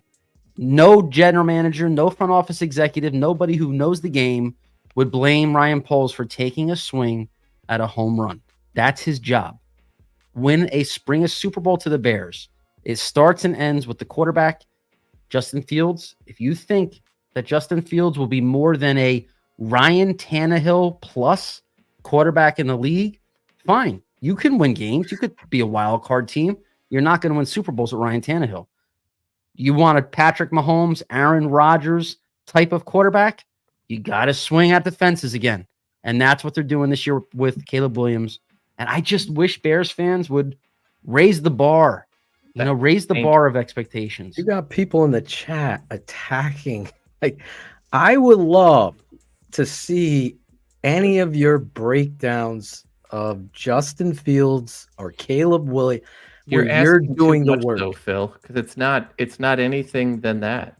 It's not a tape breakdown. It's nothing to do with any of that. It's the one thing I say to Justin, Bryan, you're absolutely right.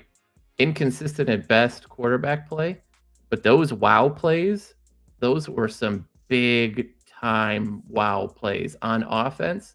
He's kind of been what's made it worth watching. And so everybody is so focused on that. It's not film. It's not cap. It's not analytics. It's nothing other than let's watch this highlight reel. And when you saw him get out of a couple of sacks, right? That other players, when he broke free of Myles Garrett, right? How many quarterbacks are breaking free of Myles Garrett's grasp? Not many. And so you see that, and that's what it is. And so you get it, but at the same point, Bryan, I think you nail it with the aim higher, right? Go bigger. You need to win. If Lamar Jackson is his ceiling, guess what happens to Lamar every year in the playoffs?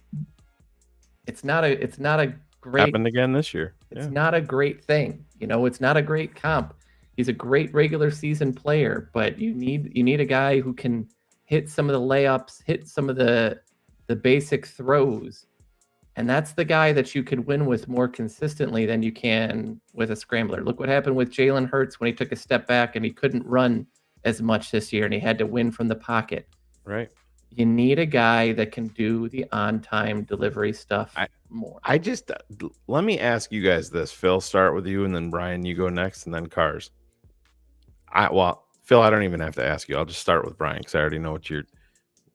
Bryan, what are the percentages in your mind that the Bears stay at number one and draft Caleb Williams?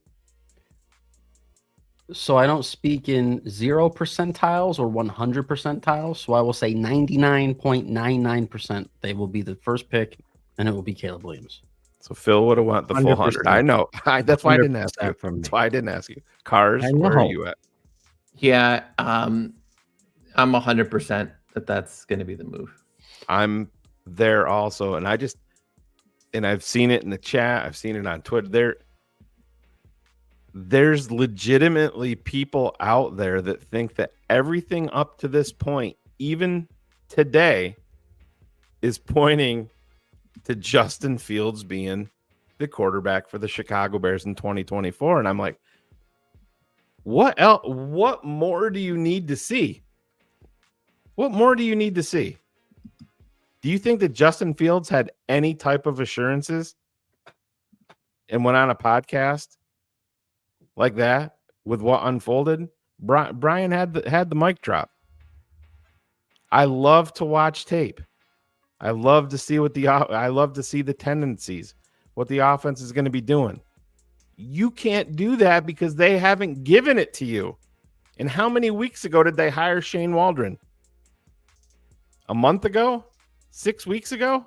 3 weeks. When was it? It's been a while at this point. I think it's 3 weeks now, 3 or 4. And you have nothing. That's the mic drop. If he was going to be here and Ryan Poles said, "Oh, he's our guy, but we're just going to play this game," he's got that information. He's gone and he knows it. Listen, And that's why the timing all adds up, Right, because this week is when a trade. I personally think the parameters about another team. parameters of a trade are going to get done over the next 10 days, in my opinion. They're knowing how the combine works. You guys know as well as I do the way yes, they're evaluating how fast the guy runs and how high he jumps, but the reality is that's numbers, that's data, the positional drills. They'll watch it, they get the film. They're there to collaborate at the bars, at the restaurants, in the hotel meeting rooms to get business done. They're meeting with agents on contracts. They're meeting with agents about expected free agents and parameters of a possible deal. And the GMs are talking trades. And this is what, in my opinion, the Bears are going to have a deal hammered out before free agency. And we're going to probably hear leaks toward the end of the scouting combine. And Justin Fields, and the trade can brand, be his personal brand ambassador that he is, Yep. got ahead of it, and he'll be able to basically say, so you know what, this is kind of what I was hoping for. This is, sent the messaging out there. This is what I was kind of hoping for, and it'll be a decent divorce. It won't be a messy divorce. It'll just be good luck. Hey, listen, again, like I said last time I was on the show with you guys, Justin Fields isn't necessarily a victim of horrible play on the field. He's a victim of bad timing, being on the Bears at a time that they could draft a better quarterback. That's just what it is. No hard feelings, right? And my hope is that fans on Twitter and social media who are so ruthless and relentless with their Justin Fields fandom, I mean, honestly, they should follow him to wherever he goes next. Join the Steelers Twitter. Join Falcons Twitter. Don't hang around on Bears Twitter and shit on the Caleb Williams parade because of whatever agenda you have. You are a Fields fan, and that's wonderful, right? Like some guys can be, like my young son is a CeeDee Lamb fan. He claims he's a Giants fan, but he loves CeeDee Lamb, so he always wants to watch the Cowboys. You know what? Cheer for the player. You can cheer for the player. You don't necessarily have to. You got to ground that kid, Brian. Yeah. Hey, listen. Gotta let them find their way, man. Let them find their way. I don't know. I don't want them to go through the torture I went through as a Bears fan, so we'll see. But if you are this angry at the Bears and the possibility that Justin Fields won't be the quarterback, you're kind of coming in touch with your feelings here. Yeah. You're a Justin Fields fan, and that's amazing. Live forward, go forward and prosper, cheering for Justin Fields wherever he plays. Just please get off Bears Twitter, because Bears fans are going to want to embrace whoever QB next is. And they should. Caleb Williams. And we want to enjoy it. Bears fans want to enjoy it. We don't want to deal with the trolls. And I'll tell you what, Caleb Williams' game, listen. When I scouted Barry Sanders coming out of Oklahoma State, it was just something way different. Marshall Faulk, way different. It just pops that way. This guy is something way different. And we talked about it last year, Shane. You said, I said it right there for everybody to see. If Caleb Williams was in last year's draft, you're drafting fucking Caleb Williams and trading Justin. That's how much better he is. That's how much better. And the reality is, this kid can run too. But he's not the explosive runner that Justin Fields is, but that doesn't matter. But he is no slouch. No, Jalen Hurts isn't the explosive runner that Justin Fields is, but he can run enough. Aaron Rodgers could run enough. Exactly. No, but the thing about Caleb in breaking down his film is his eyes are always down the field to find the open target to hit and attack with a pass. He's not looking to escape to run. And that is a separator. I mean, there are times that you use these comps because it looks like something you've seen. And I've talked about it. There's Dan Marino, there's Aaron Rodgers, and Pat Mahomes mixed in with what I see in his talent. And if you are getting the best, he's the best quarterback I've ever scouted. Go out of that, Phil, but you're not comparing career arcs. No, you can't. Right, exactly. And That's the to these separator that people everybody wants to. you people guys are on the radio on ESPN. Lawrence Holmes. I am so sick of people comparing this kid to Patrick Mahomes. It has nothing to do with team. He's going the Kansas to be City Pat Chiefs. Mahomes. I had someone say, "You said he's going to go into the Hall of Fame." Never said none of that shit. Never will. You can't predict this kid. God forbid. Look what happened to Teddy Bridgewater. Anything could happen in the NFL with injuries or whatever. All you can do is go by your eyes and the tape. Listen, I'll spoil alert this. Everything about Caleb Williams that you heard, all these narratives are false. All the boxes are checked.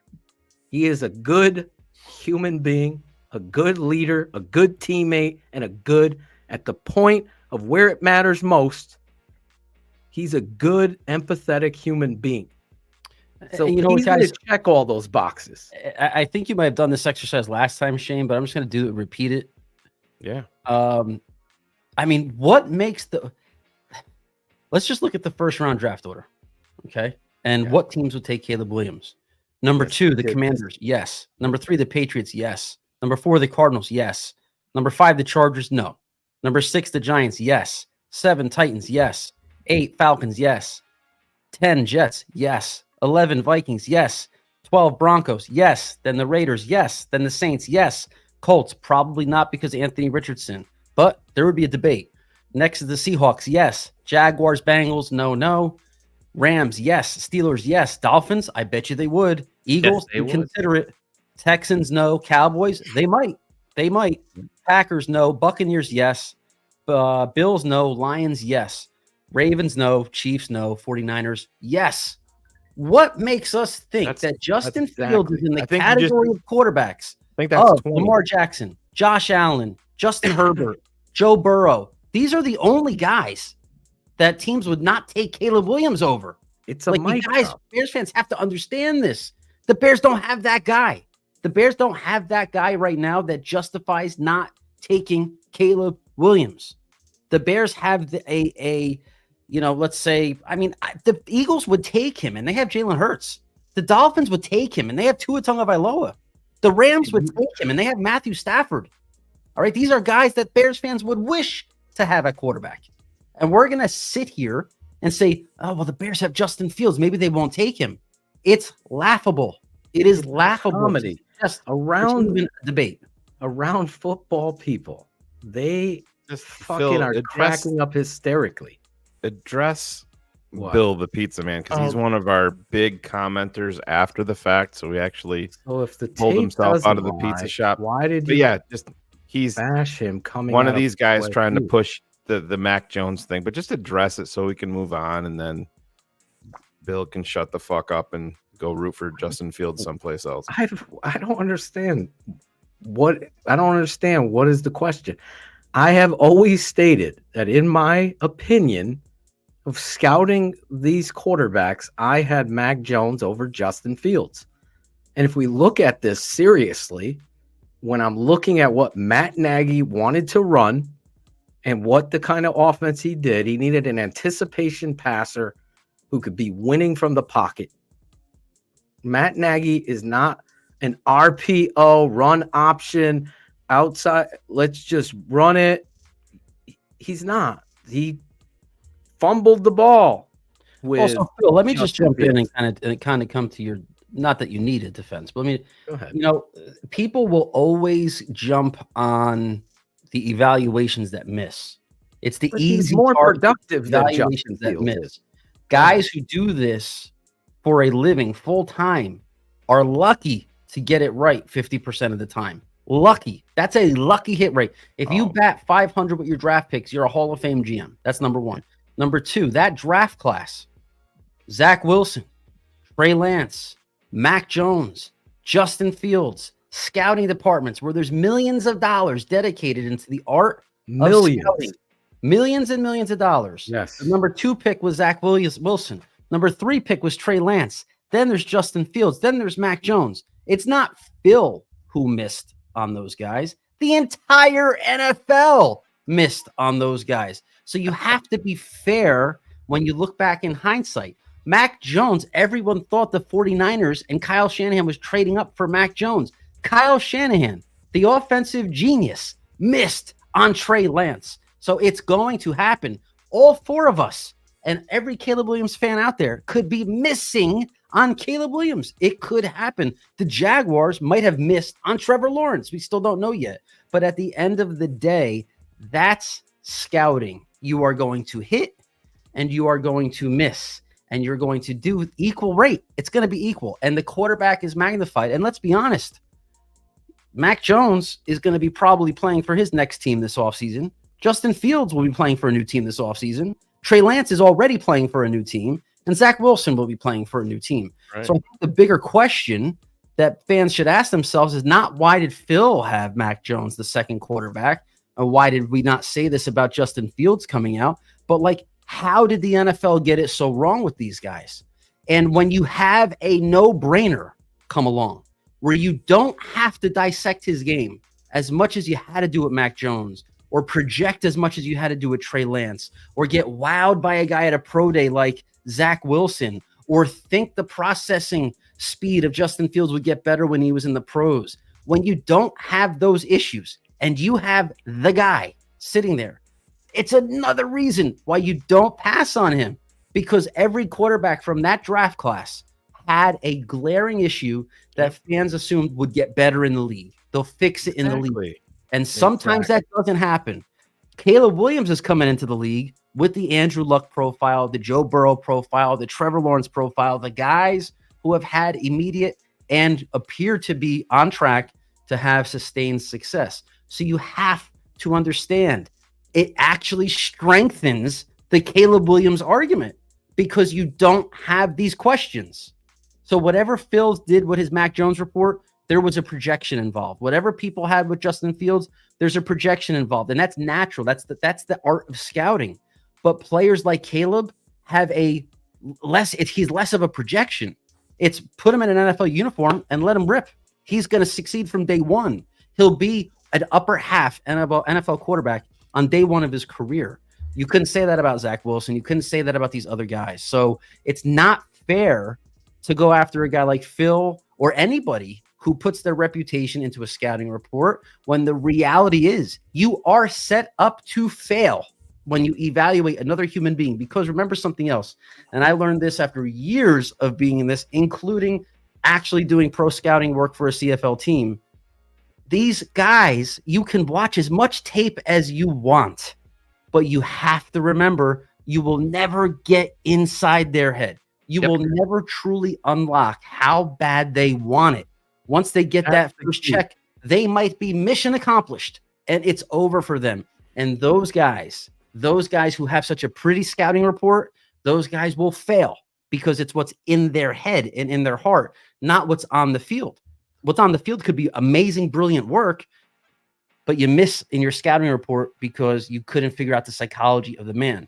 And that's why this whole Justin Fields versus Caleb Williams argument, everybody's saying Ryan Poles is going to try to figure out Caleb Williams. I love when I hear that because you know what that tells me? That tells me Ryan Poles already knows this dude is a special player on the field. The only way he can fail is if he doesn't have it up here. That's the only thing he cares about right now. We, on this side of the desk, we're not in those meetings at the combine. We don't have the pro day, the one-on-one visits at the team facility. We can't take these kids out to dinner. You know, we've hit a lot more. I'll tell you that. Off topic. You guys know my brother has a sports agency, and he had a client this past draft class, a promising defensive lineman, and we went to his school's pro day, and we took him out to lunch. And after this lunch, I'm driving back with my brother, and I look at him, I'm like, man, he doesn't have the dog in him, man. This kid, he was too polite at lunch. He just didn't have the dog that you expect to see from interior defensive lineman to make it to the next level. That experience during that lunch, fast forward several weeks later, he gets an opportunity to go to and I won't say the team, I don't want to reveal who the player is, but an opportunity to go to a rookie minicamp, which is one step away from a contract with an NFC North team, not the Bears. He tells my brother day before getting on the plane, he's done. He doesn't want to play ball anymore. He passed up the opportunity. And we went back and said, do you remember that lunch when we actually sat across from him and we drove home and said, he doesn't have that dog in him. On film, you would never know it. You would never know that about the guy on film. But having that opportunity to have a lunch with him and see exactly how his mental makeup is, these guys in the league, Phil doesn't have a chance to do that with Mac Jones. None of us have a chance to do that with Justin Fields or Caleb Williams. So we're going to make mistakes. So you got to be very careful when you start throwing, crap against the wall, suggesting that somebody's opinion of a quarterback might not be valid simply because of a miss from 3 years ago. It's just unfair. Well, I appreciate that. And they don't talk about Shane Carr's or Brian Perez or Phil Atoshin's hits.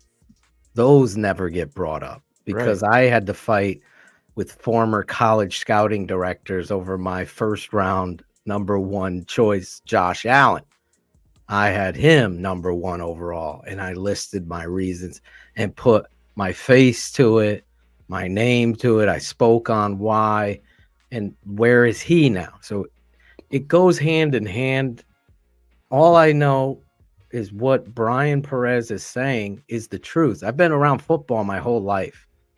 And the one thing I've always known is you can tell who loves the game and who doesn't when you sit down and talk to these guys. And I'll just tell you this. I don't have any fear about Caleb Williams. The people that I love and trust have spoken so highly about this guy. And they're opponents of him. And watching the tape of Caleb Williams is mind-boggling. It's next level, and it's finally, like I said to David Kaplan, and I was talking to Chris Zorich earlier today too. Finally we get the fucking dog.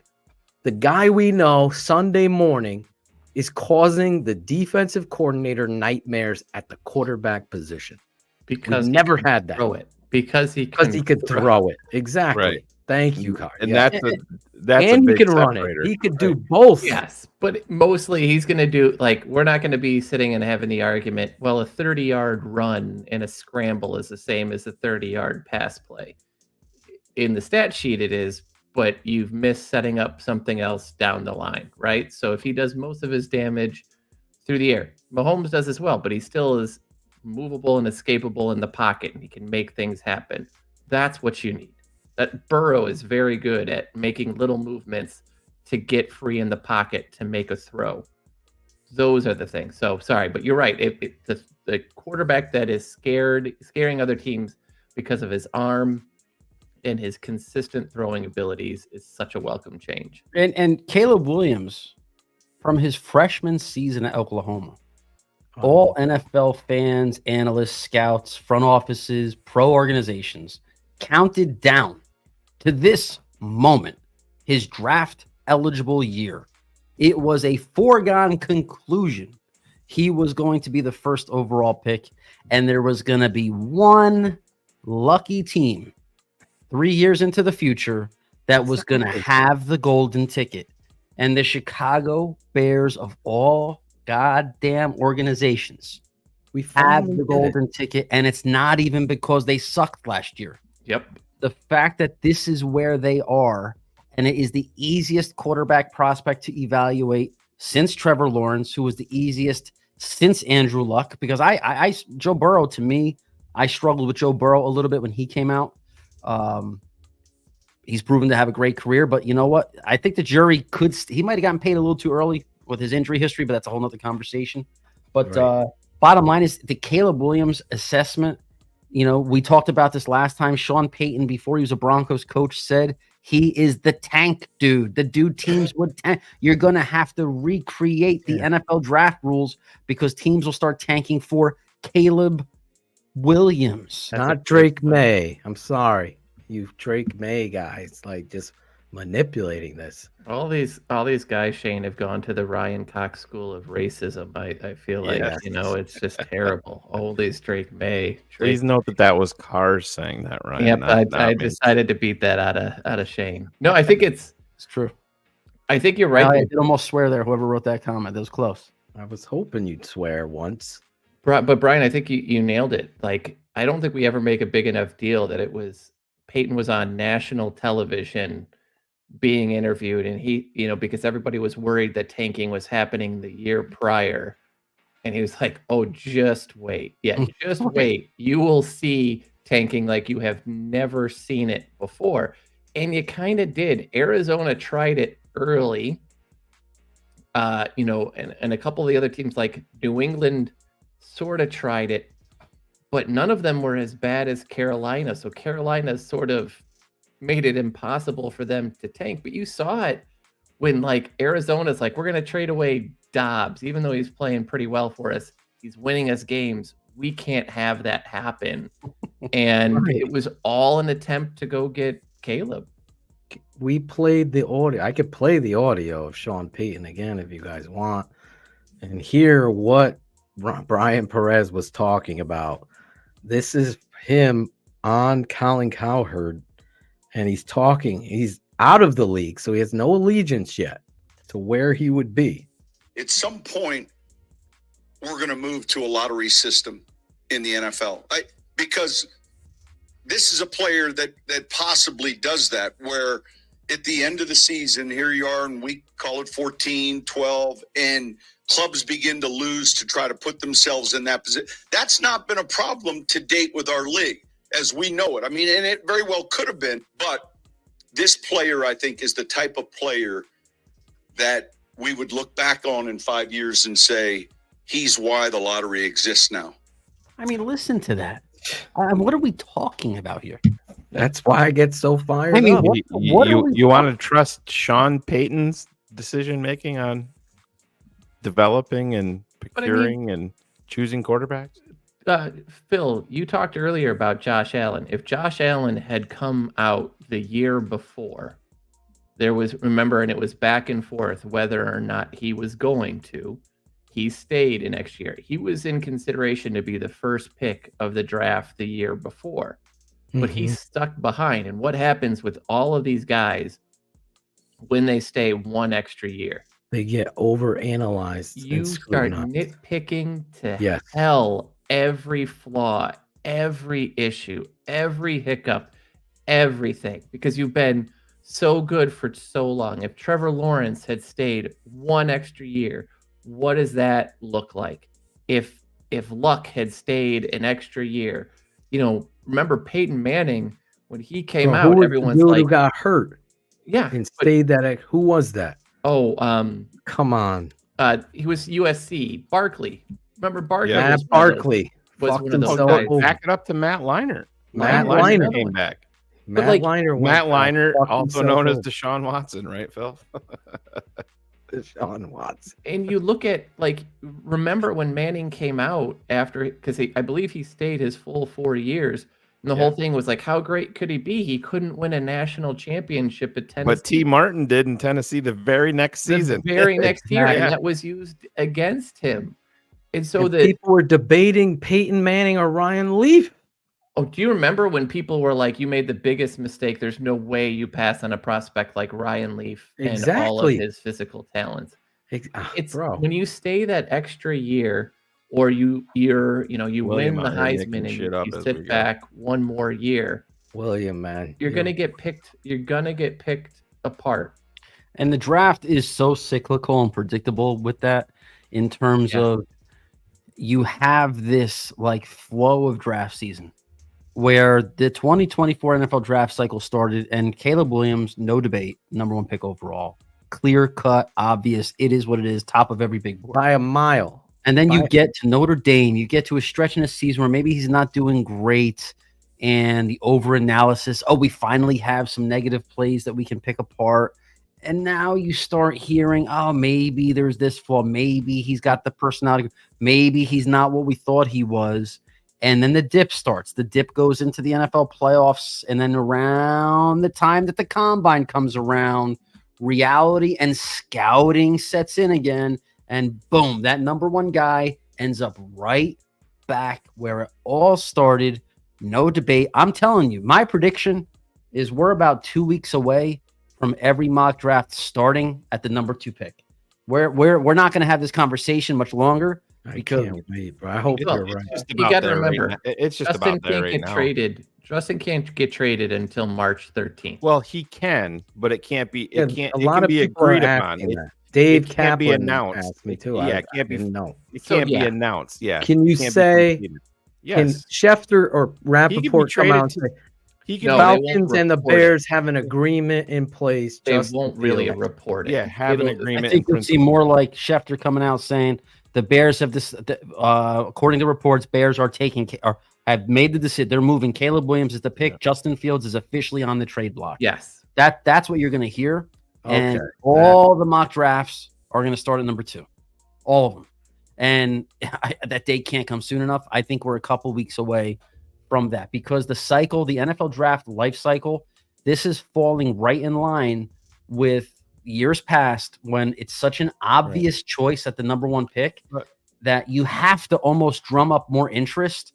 Otherwise, it gets a little boring, right? I mean, think think they about can announce it. It just can't be finalized because remember all the post June 1st cuts and everything like that. They can say that the Chicago Bears and the Pittsburgh Steelers have agreed in principle to a Justin Fields trade that can't become final until March. No, I 13th. think you'll see reports to kind of Brian's point, like he's available. The leaders in the clubhouse right now are the Atlanta Falcons and the Pittsburgh Steelers and the New England Patriots, right? Like you're going to see that level.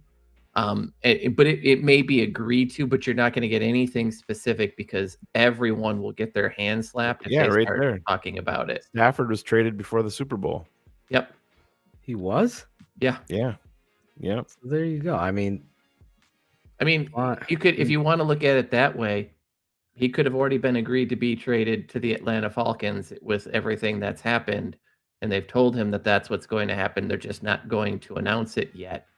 Those things could be, but it's going to get to Brian's point. Like you get to the end of not next week because the next week's the 1st. So the 2 weeks by probably about the 7th, you're going to start 7th and 8th. You're going to start to hear just a massive momentum train. March 7th or 8th, right there in Yeah, that. because it's 13th Carson is when Wentz it's was become official. Carson Wentz was traded on February 18th.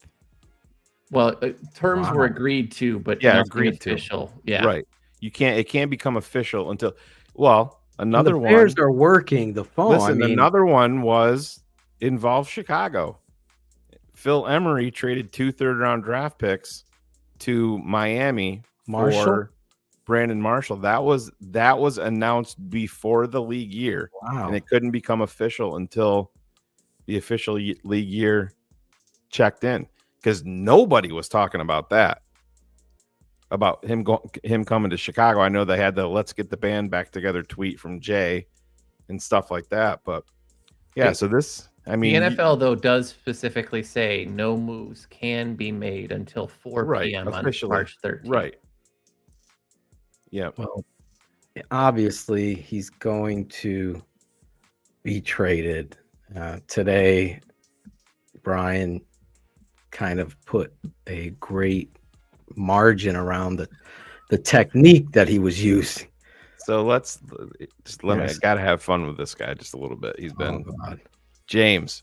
So I want to. Yeah, USC won nothing with Caleb Williams there. So let's just go off your theory of thinking that you're having a mic drop moment. So let me ask you this, and please put your answer in the comments.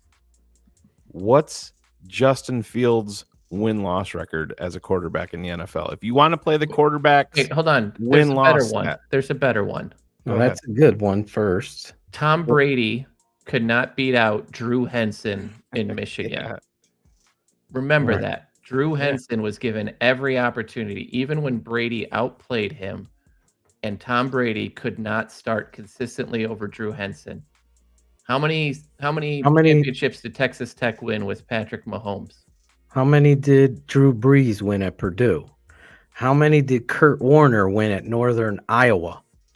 What ranked team did Kurt Warner beat in This manipulation of stupidity showcases that you've been watching and playing soccer your whole fucking life, and you've come into football because you're a grown up now and you realize what the best sport in the world is, and you're playing fantasy football. It's those same guy. Listen, what did he win in college? He didn't win the How could he not win Heisman? It's dumb. It's just dumb. It doesn't even match up. Wins, losses. Are we on this show talking about Justin Fields? They won 7 games this year. 2 by an undrafted rookie out of a Division II college. Won 2 of those. So let's keep it a buck right now. You gotta fucking It's understand. weird when the guys Watching that want to USC. push back in the comments are asked the question and they don't say anything. Like They don't answer. Bill, the dumbass pizza man, and James. I mean, it's pretty easy to answer a question. It's fine.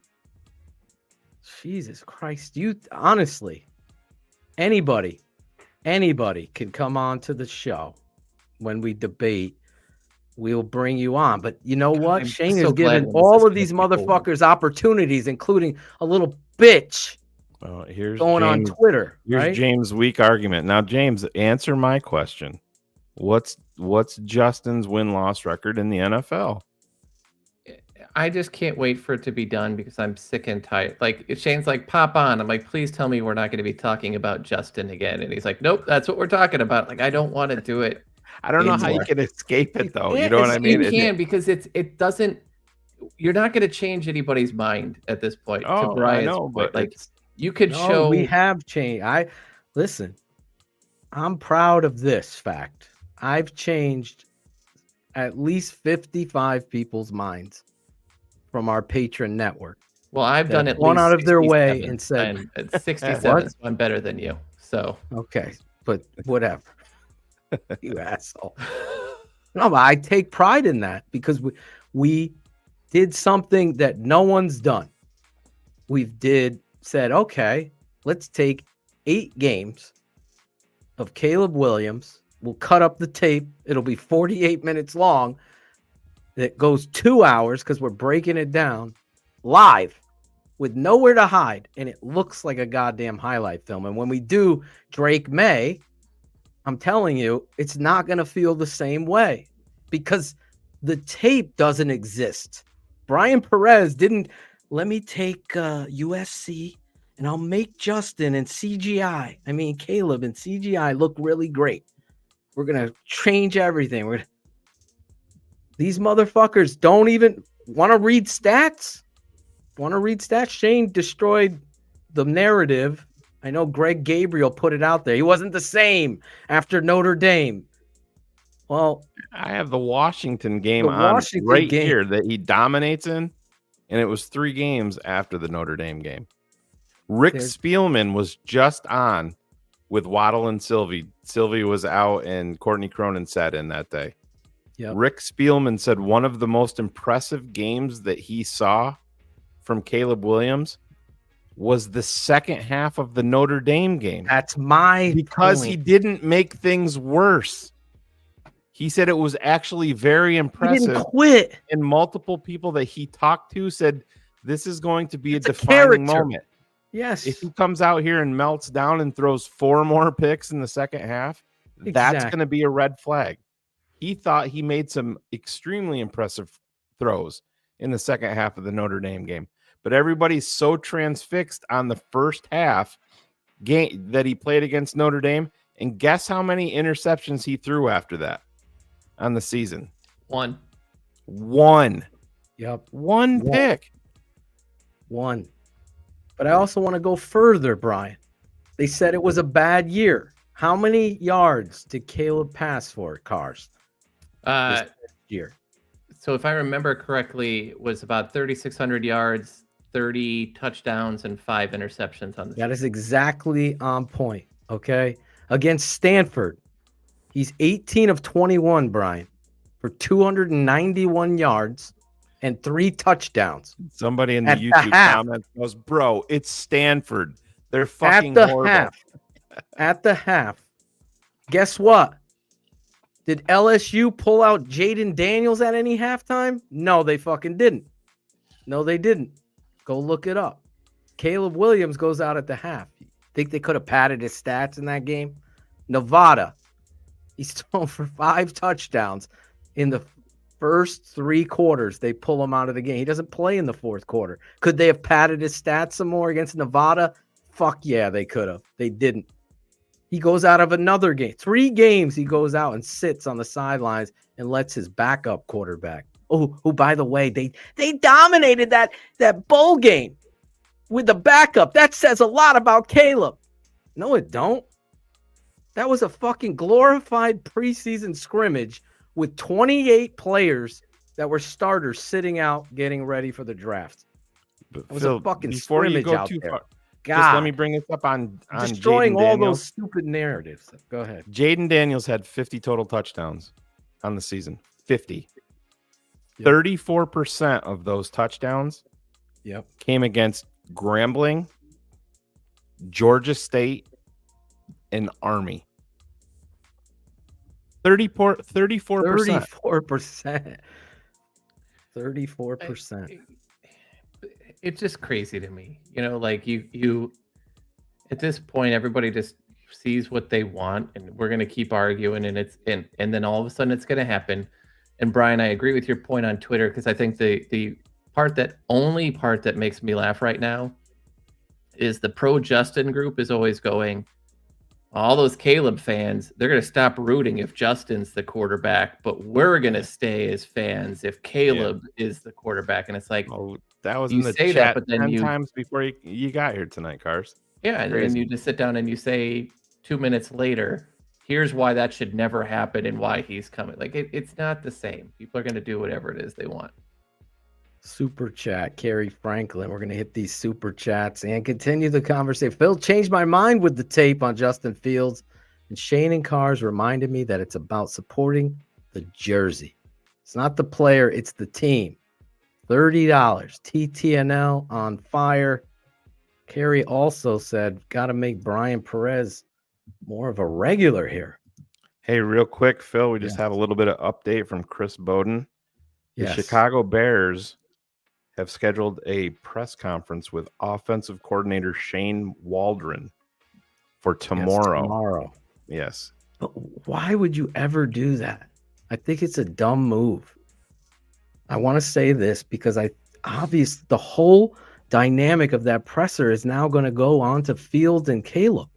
It's going to be it's wait till after the draft to have this presser.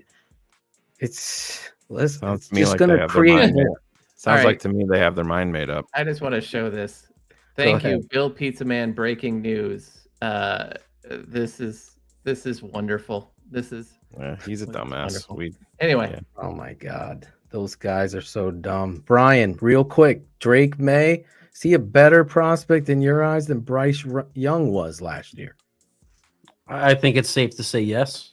I'm not a May fan, and I would take Drake May over Bryce Young. Yeah, I think Bryce Young, I don't ever really like betting on an anomaly hitting.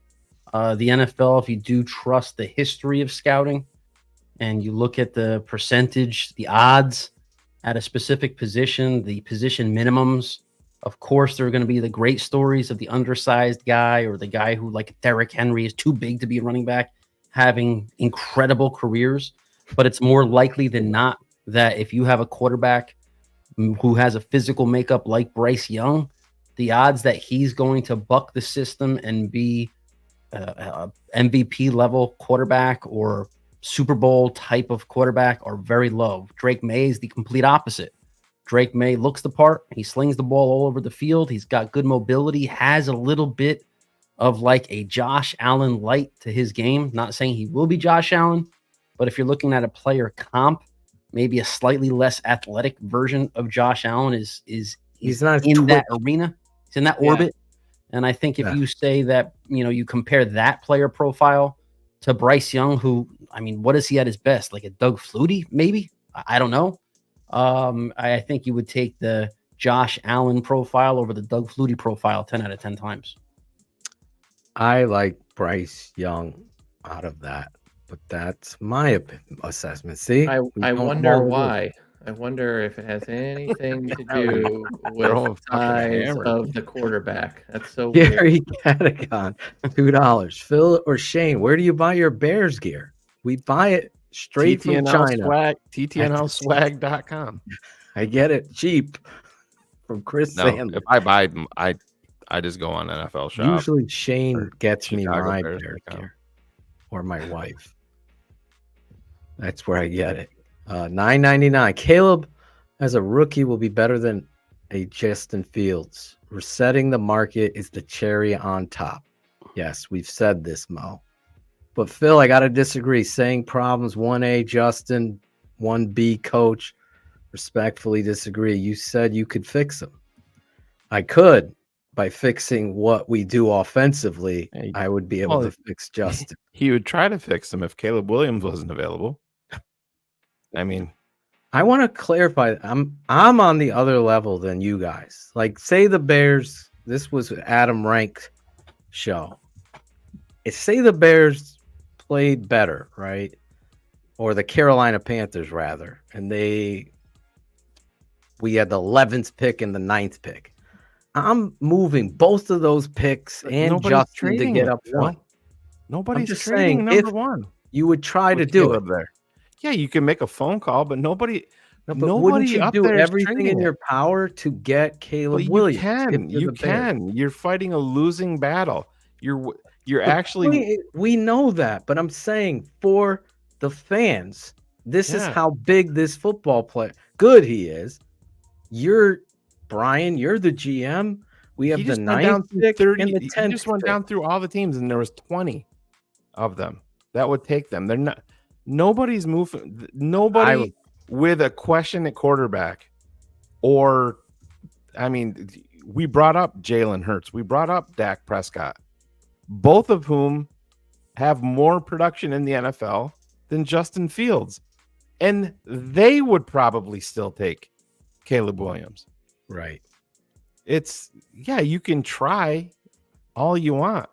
They talked to Rick Spielman about that, and he goes, if you had the number one pick in the draft, and he's kind of limited in what he can say now because he was involved with the Washington Commanders and looking for helping them find their next GM and talk. If you go back to his With the First Pick podcast that he's on talking about, he's like, he goes, I know what I think about Caleb. I already know.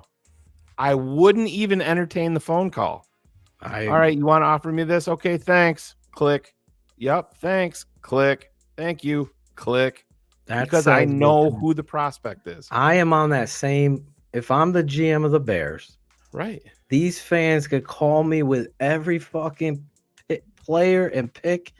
We have never had this. You take the quarterback. It's the holy trinity. Like Rich Eisen, today was the first day that I've ever heard of an actual offer. I don't know if you guys heard it.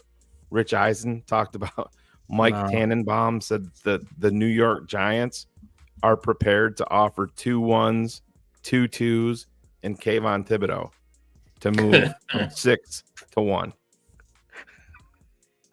And we can question Bryan, Tannenbaum all we want, but 2 2s.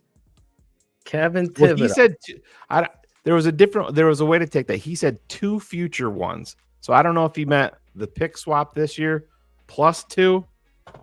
That's what I was. And you know why? Even if it was, I wouldn't take it. You know why the Giants would make that offer? Because they committed to a quarterback too early who didn't prove with a good enough track record in the NFL that he's capable of sustained success in Daniel Jones. And now they're going to be forced to chase the golden goose and trade the future of the franchise to move up for a guy like Caleb Williams because of how special he can be. The Bears need to learn the valuable lessons that teams like the Giants and other clubs that overpaid a quarterback too soon based on what he could be, not on what he's already done, and simply do the obvious right move and take Caleb Williams.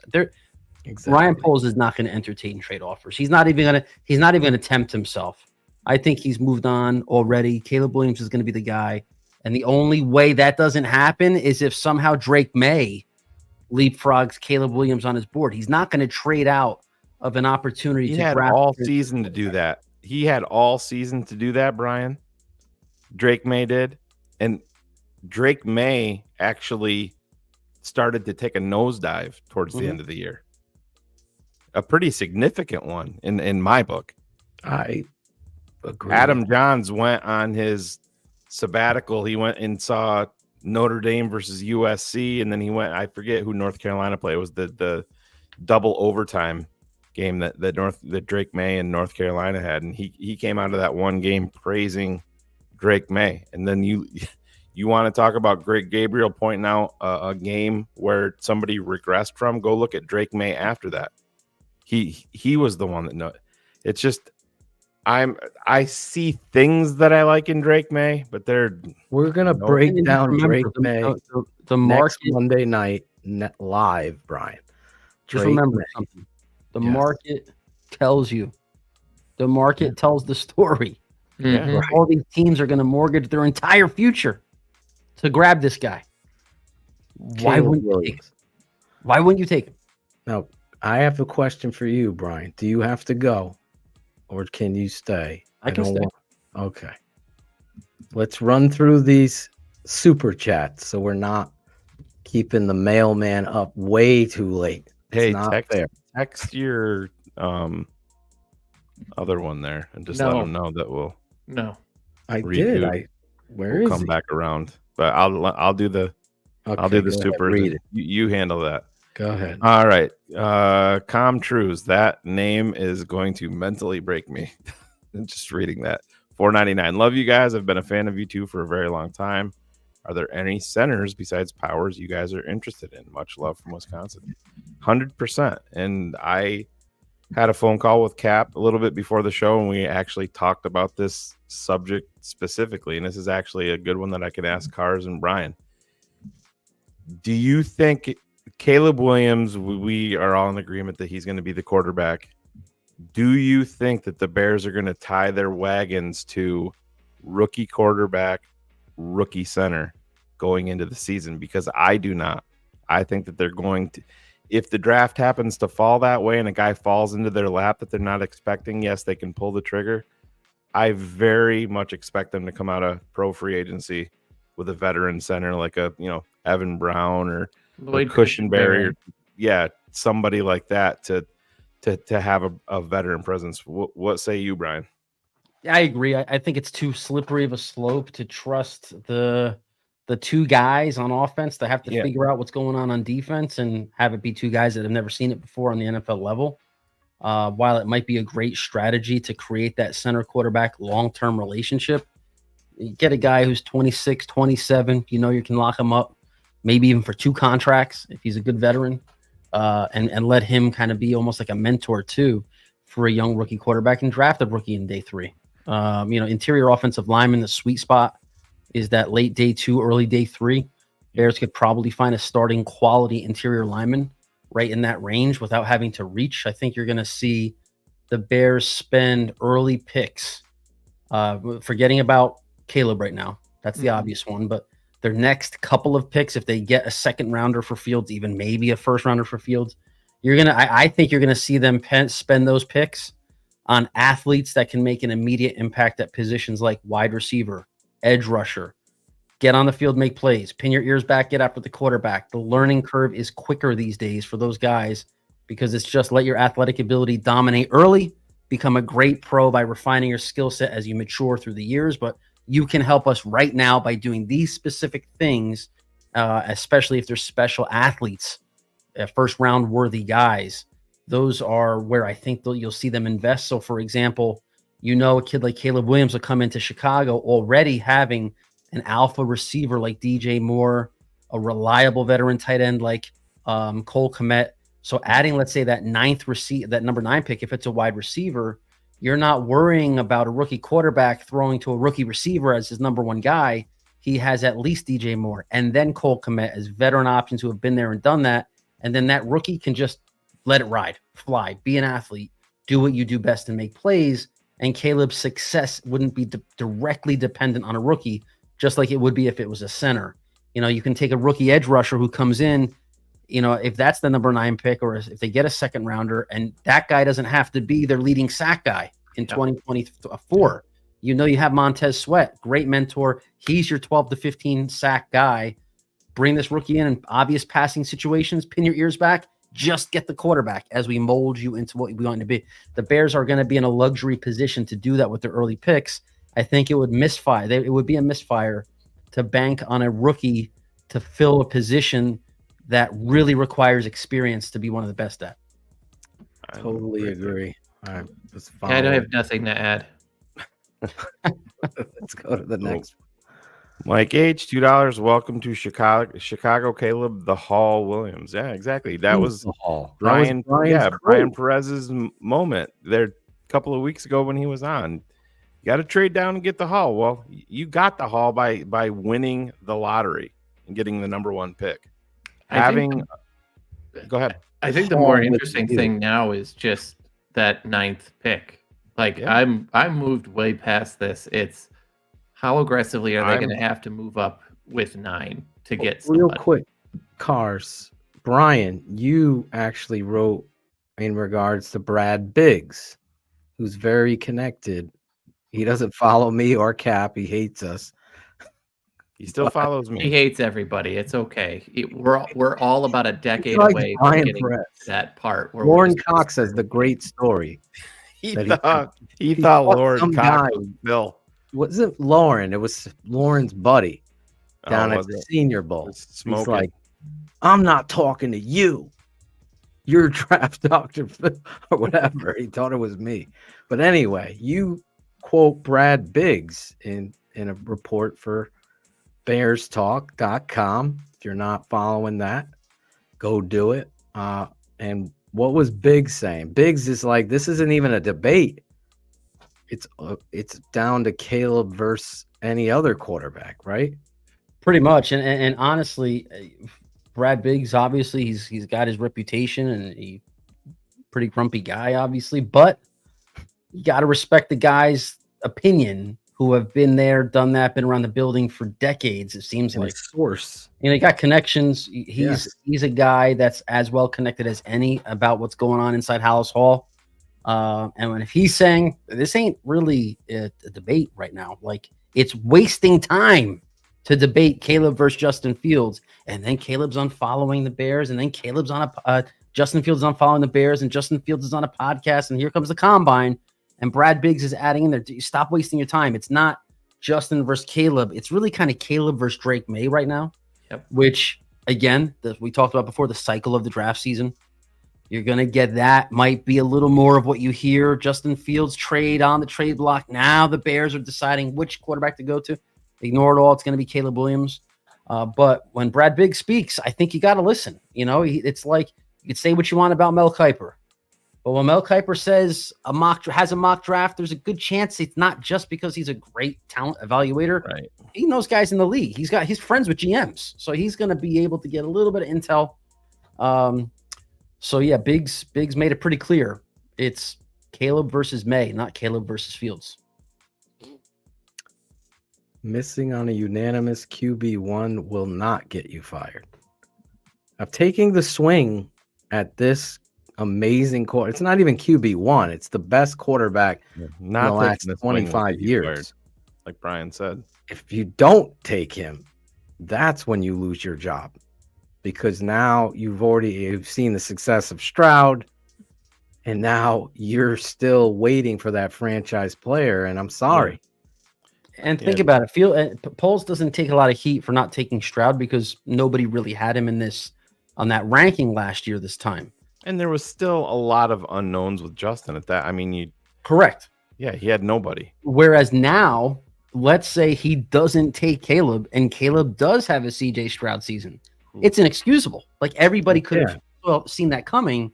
So the risk of missing is so much more severe than last year on Caleb or Bryce Young, because neither of those guys was as close to a sure thing as Caleb is. So, Yasser Ahmed, did you guys see Joel Klatt's ranking of Caleb as number 1? Yeah, that made its way around, I think, yesterday or 2 days ago around guy that is social watching media. the games. He's covered the game of this guy. And again, you don't have to agree with everybody. I'm just saying when it becomes this unanimous, it's pretty sad. Right. Rel $1.99. So where do you guys think? I think he's talking about where do we think Justin goes? Pittsburgh or Atlanta, I think, are the I got a the dark leading horse contenders. for Go New ahead. England top of round 2 pick. That's still my dark horse play. best thing the Bears could do would be Fields in the 9 for the 3. Yeah, I just don't think that. You that's think the I don't New think New England England move. would ever do that? Because I Yeah, mean, they might, because if you they're look- so far away. They're Yeah. so far. But if you look at it from this angle, just say that you're New England. That's the only way I see it going. If you on. offer your top second rounder, Chicago's very likely not going to turn that down. Mm-hmm. You know what I mean? And then so you can come away with Marvin at 3 and know that you have Justin Fields secured already. They're going to know that they have Justin Fields secured way before the draft if they consummate that deal. You know what I mean? So I love the thought of it. I mean, I would be happy as hell. I get it. I love the thought of it, but that's the only way I could see them going up to get Marvin Harrison Jr. And let me tell you something about Marvin. People are crowning him as a future Hall of Famer. It's not. Let's slow your roll here. Stop. It's embarrassing. Same people that are touting Caleb a bust are the ones touting Marvin Harrison Jr. If anything you've learned from this network, we had to fucking, and Cars, you were involved in this too. We had to push back on all of the Braxton, what's his name? Jackson and Jigba. Oh, Jackson Smith and Jigba. Yeah. Yeah. Oh, you got to take him at 9. What do you? He needs weapon. Bro. Let the grown table make the decisions, please. HL $5. Can we please stop the debate so we can go on with our lives? I think HL is my favorite tonight. That's for sure. You want to have a little bit of a hot take here? Yes. Oh, go ahead. I wouldn't be surprised if Malik Neighbors goes ahead of Marvin Harrison Jr. in the draft. Wow. You can bookmark Tackle. Timestamp. I have him number 2. Surprised. Phil has a Dunze. Cars, where are you at? You're with your neighbor's guy, right? Over at Dunze? Yes, I am. Yeah. Yep. So I've got Marvin Neighbors. But that's to your point, Brian. This is the thing when people have said if you just remove Justin Fields, I've heard people say try everything in your willpower to move up for a Marvin Harrison or what, to get up to number. I don't have as much of a gap between Marvin Harrison Jr. and Malik Neighbors and Roma Dunze that I'm giving much up at all to move. You know what I mean? To move for any of them. Because I agree. A move from 9 to 3, that's very, very sizable jump. Well, if it was only trading Fields and the 9th, it's a no-brainer if they take that. Yeah, you take it. You take it. That's the only way is what I'm saying. The only way I trade 9th going forward is that trade, is my point, for whoever the team is. If it's 4, that would be the trades. I think you're going to see this run for Malik Neighbors late here at the start of the scouting combine. I think you're going to see him blow away Harrison as an athlete. And then when you really get down to the nitty-gritty of the film, because I watched both of them. Yep.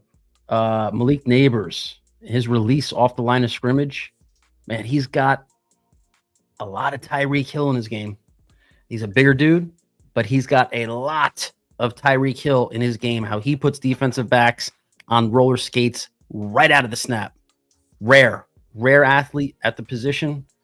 I could see teams valuing him and what he can do for today's wide open NFL offensive passing attack. actually being more valuable of a field flipping game changer than Marvin Harrison. And wow, he's 20 years old. This is the I thing. I see the Chase comps, right? Like where he's just so good at getting open. His body control, like fighting through traffic, is so good. And those are the things that I really enjoy about him. And I think you're right. And I think it's I want to get past the second pick because I'm fairly confident whoever it is, Washington is drafting a quarterback, but it's right at 3 that you could see this go anyway. Because I think every team knows they've got to move up in front of Arizona if they want to get Marvin. So you're going to see movement at 3. If Marvin goes there, Neighbors is at 4 most likely. So 3 is really that linchpin of if those two go back to back, the Bears aggressively are going to have to move up with someone to probably pick Romaine because it's going to be gone. And that's really the worst case scenario. And by the time the draft, and we've talked about it a little bit, and I think probably next week should be where we pivot and go off of the quarterback number 1 talk a little bit and kind of focus on everything beyond that. Because, I mean, I get it. You get to a certain point where if we're all at 100%, why are we just banging our heads into the wall at this point? But Bryan, to your point about Neighbors moving up, I think another guy, I think his teammate's going to be moving up too. Yeah. And Brian Thomas Jr. And I don't think enough people are talking about him. He's 21 years old. Well, and he's the bigger of the two. Where he's a complimentary wide receiver. Oh, and right. No, definitely more of a comp. He's not the lightning bolt like Neighbors is, but I do think he's gonna. Rick Spielman, I know, was very big on him. He's far and away my wide receiver 4 on that, but I think he's going to be a guy that's going to make a move at the combine, and you're going to be hearing a lot more from him, or it's going to be exciting, man. This is the best. I enjoy combine time more than any other during draft season because you really start you're able to start connecting the athletic ability right. to film, and you start asking yourself, all right, I thought Marvin Harrison would be a 4.38 guy. He's running a 4.51. Let me go back to the film and find out what am I missing, because he's either playing a lot faster than he's running because he just knows the game. He's a student of the game. He's not thinking. He's going 100 miles an hour because he's running with confidence, or maybe he's just not as quick as I have to rewatch the tape. Just like the guy who, if you watch the film and you're saying, I think he's going to run like in the 4.5s. He's a wide receiver, maybe a 4.52, 4.51. He runs a 4.33. You have to question his football IQ. Does he know the playbook? Does he know his routes that he's supposed to be running? Why is he playing at a slower pace than his 40-yard dash? So getting these combine numbers allow you to go back and kind of confirm what you've seen on film or do a second look. I could be way off about Marvin Harrison. I could be way off. Here he's a track guy. Hear all this stuff. He's supposed to blow away the combine. I just really am curious what he's going to run. I'm really curious. I have a feeling it's not going to be what everybody thinks.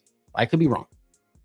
It's going to be interesting. I really want to double down on that real quick before Corn's question. The combine for me, especially with the defensive linemen and offensive linemen, become very important to match it with the tape. When they move, does the fluidity go with it? So I watch them, even in the sprint, how do they move? I'm not so concerned that the numbers later, I want to check that box, but how do they move as athletes? I've been able to identify Bakhtiari and talent that goes later based on movement skills in the drills and how they run as in those 10 yards. Are they stressed? Are they mechanical? Are they crooked? Or are they, just confident? I can take a 5'3" guy if he runs perfect, fluid in his drills and movement in that. Those drills to me say a lot about that. So yeah, I just wanted to put that out there. The combine for me is the fun time to check that box. Do you want to do corn, and then I'll put up? You had a question for Bryan, our guy, corn planter. Yep, right here. Bryan, are there any Bears being linked to any free agents? I mean, I think the easy one is that a lot of people have thrown Danielle Hunter's name out there more times than not. I think Bryce Huff should be a name that they definitely look into, but I'll let you go the rest of the way. Yeah, that's the one I've seen too, Shane. And I think, again, kind of circling back to the combine and the real business that's done behind the scenes at the combine, you're going to start seeing a lot of that smoke begin to rise after agents meet with teams. Agents talk to NFL insiders. Agents are going to start leaking that information to create the market for their player. And, the NFL insiders they have to play nice with the agents and kind of get good social media messaging out there. So we'll start seeing those links a little bit more, I think, over the next couple of weeks. The reality is we don't even know who's going to hit the open market with the franchise tag. Some teams will be able to reach extensions with players even without using the franchise tag. So I think we're still about a week or two away from that really bubbling up. Because there was some smoke out there today, not concerning the Bears, but some talk with Brian Burns in Carolina. I think it was Josina Anderson had a thing out there that they had an article in Twitter, basically. Yeah, exactly. That they potentially may not that they may not tag him. That basically all the players are watching what's happening to Brian Burns, and it's not a good thing because of how they've treated him, and that he's not asking for Bosa money, but they're still refusing to talk in good faith with him, and that they're basically going to be reliant on the tag, which he does not want whatsoever. Yeah. Kerry Franklin, $50. I won't ever forget Justin Fields' face when the Bears drafted him. So excited that night, like many of us, but listening to the three of you tonight sheds so much light, in my opinion.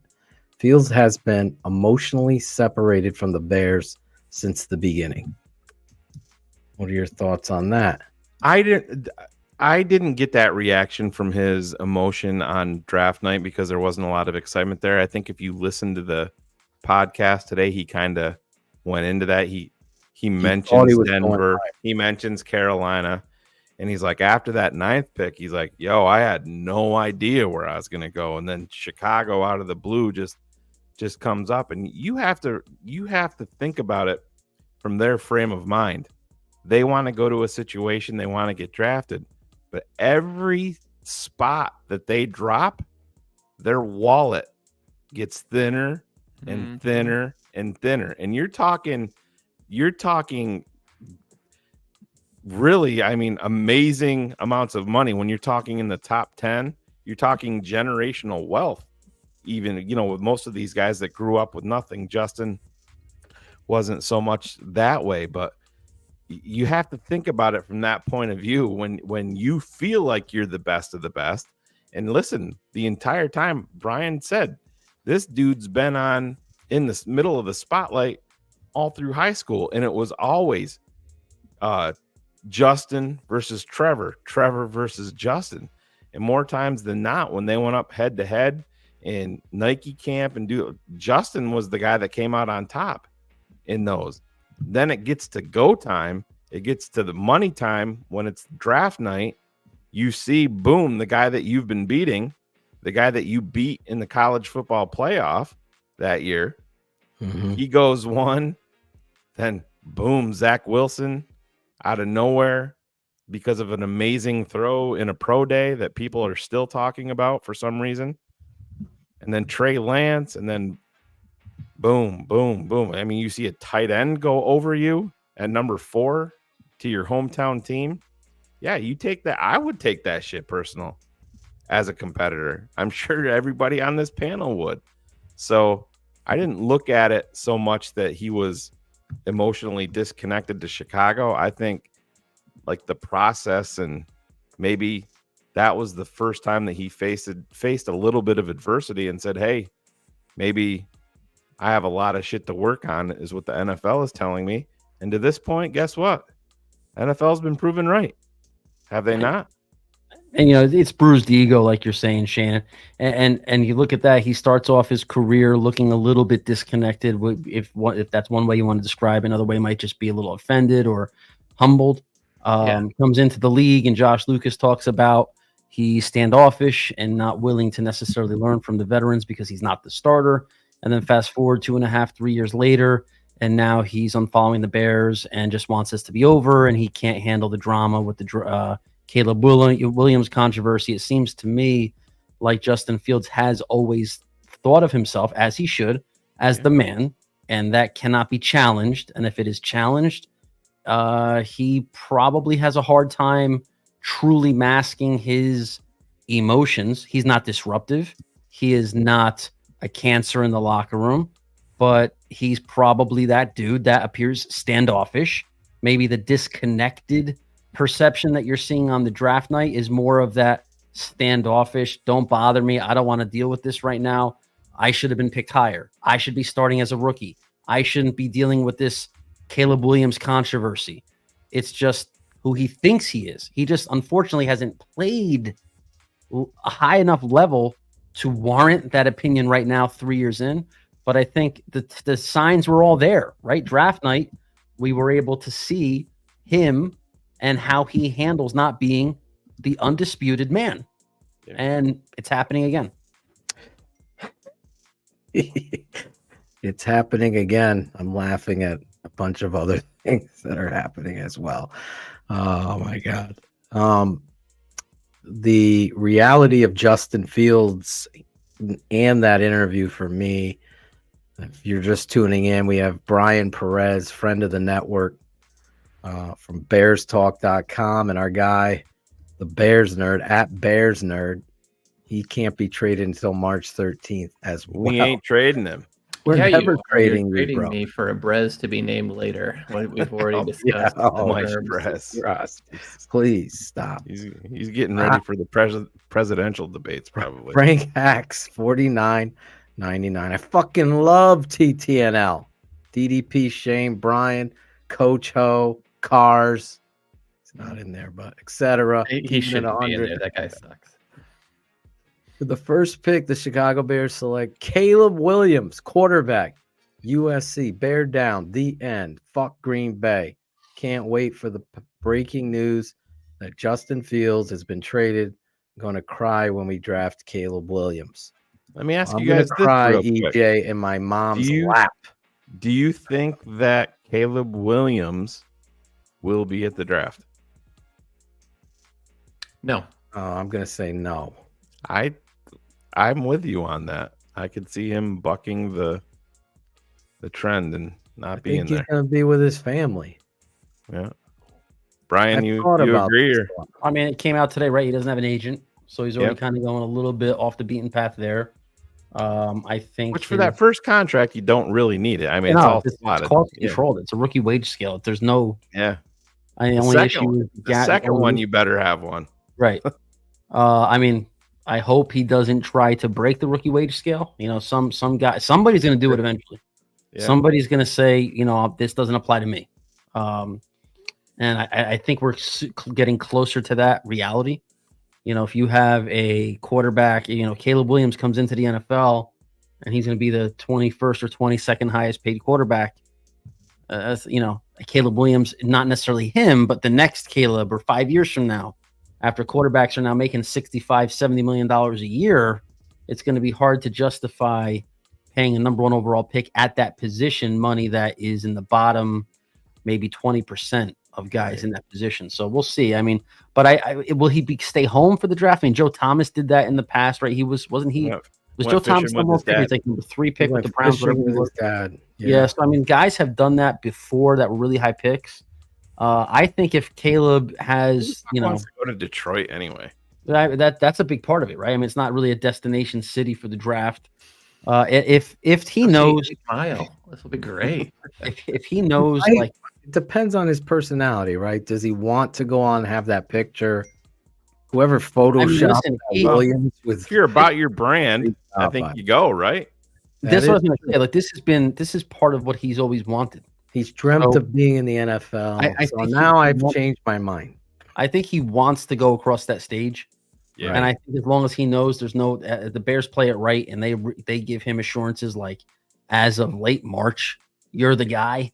He's going to make arrangements to be there. I think he'll be there. So maybe especially in Detroit. I mean, think about it. Hey, Detroit. Yeah. You're going to welcome the guy who's going to haunt your dreams for the next 15 years. He's going to come into your city on draft night. I mean, it would be a really good message. Let him get the shit boot out of him in Detroit and become the villain of that city. I think a guy like Caleb will love that. So maybe the better question is, do you present him with the number 13 jersey on there, or is it going to be the Williams number 1 jersey? Because that might have some weird look to it also with the number 1 on it. You know what I mean? Tyler Scott jersey. Oh, that is a great point, Shane.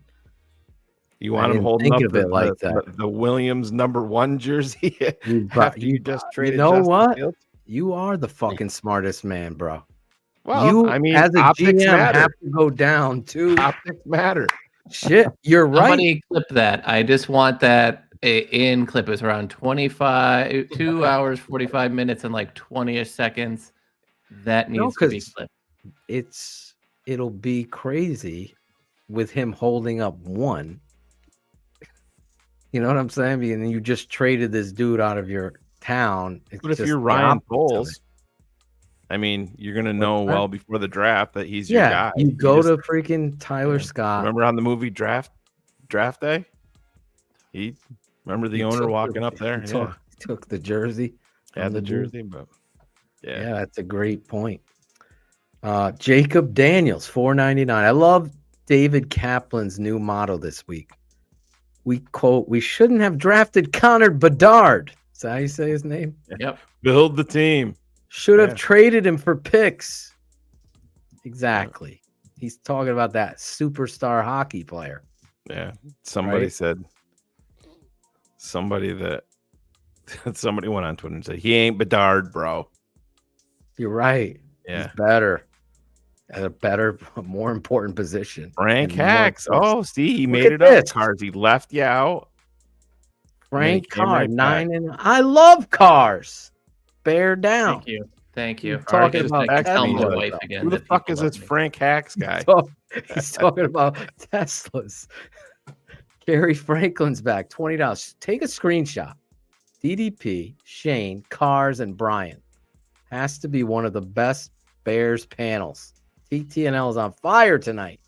Bear down. Fuck Green Bay forever. There you go. Thank you, Kerry Franklin.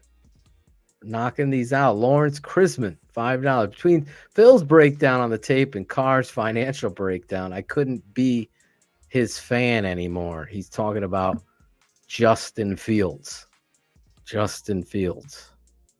Cygnus X1 $4.99. Justin Fields' fourth quarter stats says it all. In crunch time, he fails. Wait a minute, I got to put this up. We got to call. Okay, we got to call John out. Go ahead. Did you guys know that his time to throw was more than 6 seconds for the season? No, he had 50 dropbacks where his time to throw was over 6 seconds. Well, I can destroy this for you. Yeah. Would you like me? No, because you're not. First, when watching, first it was he doesn't make plays within structure. Then it was you can't show me one play that he takes not in shotgun. We've done everything. Did it. So sorry, John. Well, the one thing about that, I really want to address it because there are people that are ignorant to it. Did and he have any fine. 6.9 where he broke his thumb and missed the next month? Like Justin Fields did? Watching Caleb Williams manipulate the pocket and buy himself time is completely different than a quarterback sitting in the pocket, afraid to throw the football in an NFL window. Those things are two different, and you have to understand football, not from Merrill Hodge watching a fucking television copy of a game. You have to watch the all 22 tape, and especially the coach's angle. Bryan, Dan Marino did things as a non-athlete, I would say, non-athletic moving quarterback. He couldn't run, we'll say. He was an athlete. But in the pocket, he can step up, drop back, slide to the right, slide, turn his shoulders, and he just couldn't be sacked because he knew and had this ability to manipulate a chessboard in the pocket like nothing. And watching Caleb do this, it's next level. Like, he comes in without having to work on his feet. My father, the first thing he said, Shane, was what? Philip, he's got great feet. Yeah. He's got great feet. He could be a middle linebacker. This is actually interesting. Breaking news, Shane. Super chat from E90.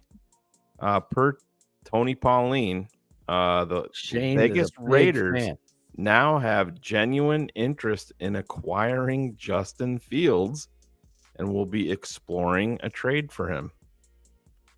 I know Tony's close to your neck of the woods, Brian. Do you have any insight on that? I mean, I know he's broke a lot of draft related news before anybody, especially with people and where they're going to go and where there's interest. But boy, oh boy, he ends up in Vegas with Luke Getsy, an offensive coordinator. That's gonna create some headlines.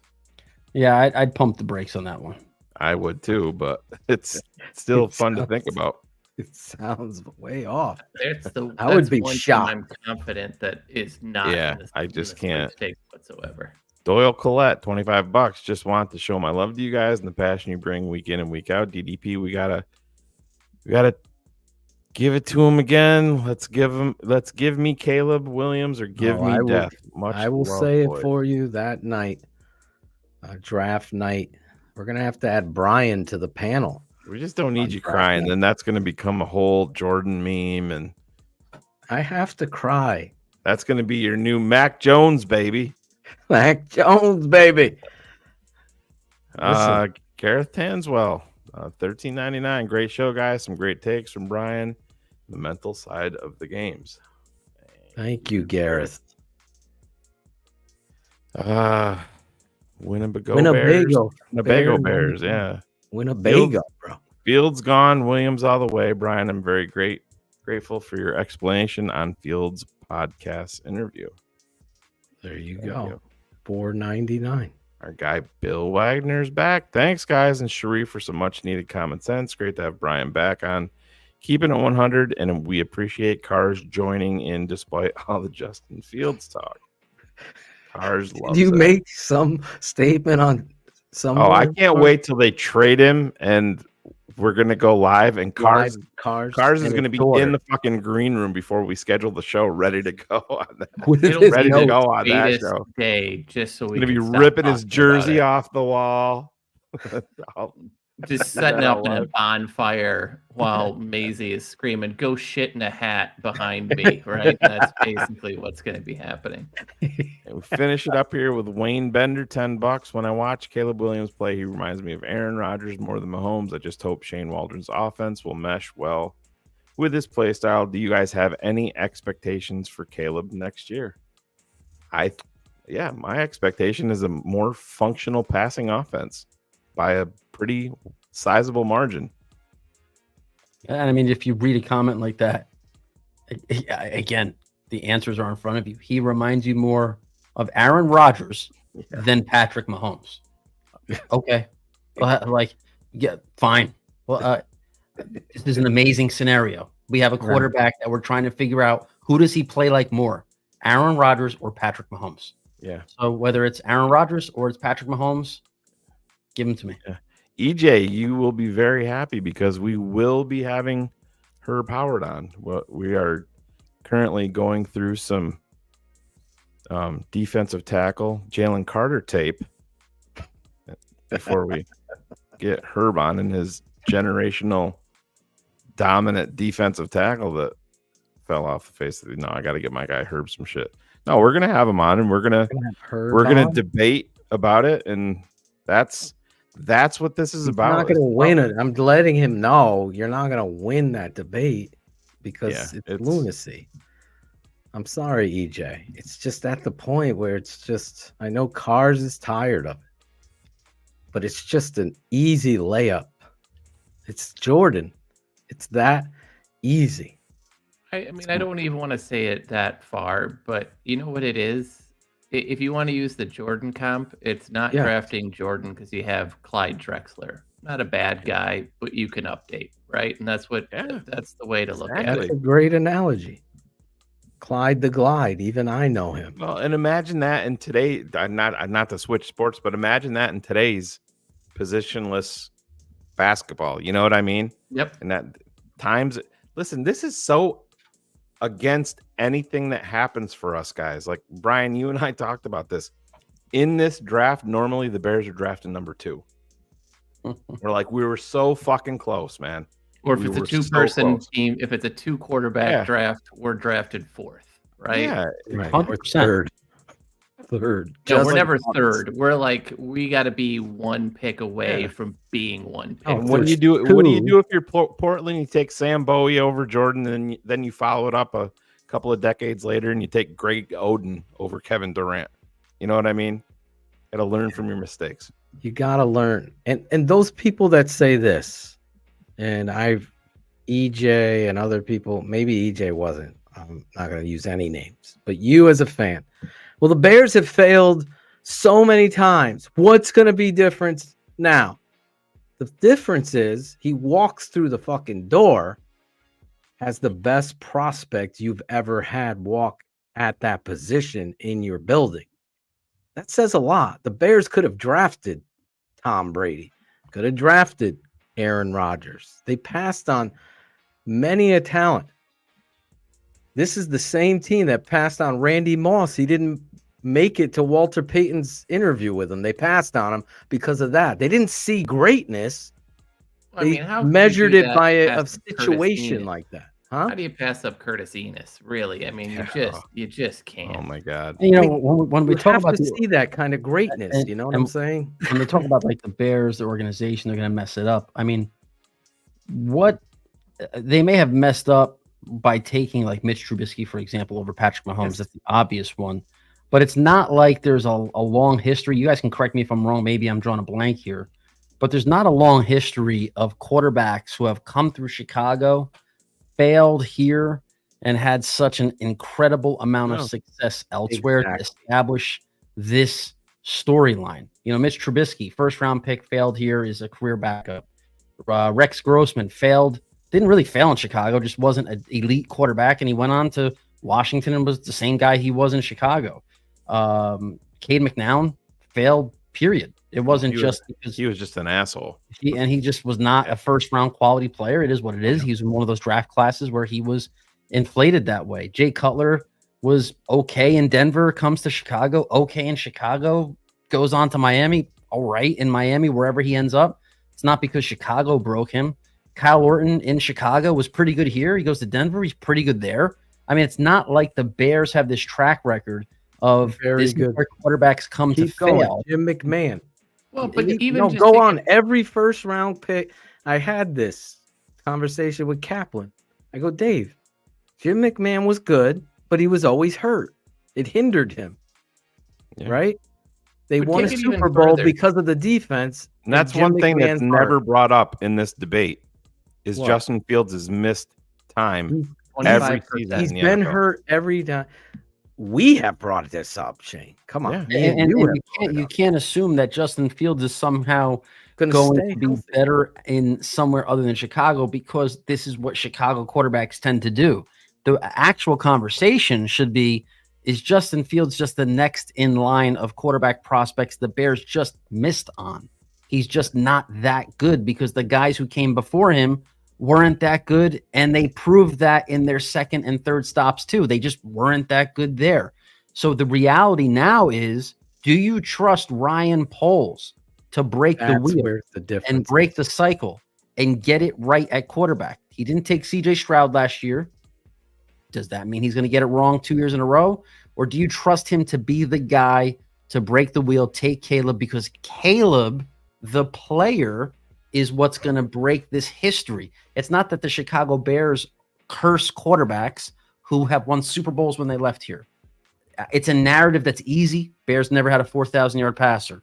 The Bears never have had that franchise-defining quarterback. So it's a very easy narrative to sell that the Bears are going to screw it up again. The Bears are going to screw it up again. The Bears don't know how to develop quarterbacks. I don't know, man. I mean, Justin Fields goes to Pittsburgh. Everybody's going to say, we talked about this before, that Justin Fields in Pittsburgh, that he's going to thrive there. Trubisky hasn't. I mean, I don't understand. Like, Trubisky hasn't. He had a chance to be a starter there. He could have locked it down. You know, he could have held off Kenny Pickett. He got beat out by Kenny Pickett, Mason Rudolph. I mean, his performance pulled him out. Exactly. So we could be looking at it's nobody wants to admit this. Nobody wants to say this. Nobody wants this to be the reality. But the Bears may have just drafted another pretty average quarterback in Justin Fields who can make some spectacular plays. Move on. Take another swing. Bryan, and just to piggyback, most of the time in the draft, it's not just the quarterback position. Like, the only player that you can say in recent memory that has gotten better since he left is Leonard Floyd and what he did in LA and in this past year in Buffalo. Most of the guys they've missed have never gone on to be anything. The Bears have just consistently drafted the wrong person. Awful It's not a player. development issue. No matter the position. It's just we drafted the wrong guy and tried to make something of him. You have to have some clay to mold. And a lot of the guys that we've drafted, there's been no clay. And that's why I think, not to cut you off, Phil, that's why I think this is the needle being the thread going through the needle here, because I do think Ryan Poles is an old school talented talent evaluator. A lot of the guys he's picked so far through 2 years look the part. They're playing well. They're starting. It's a young starting lineup. Minus Valles.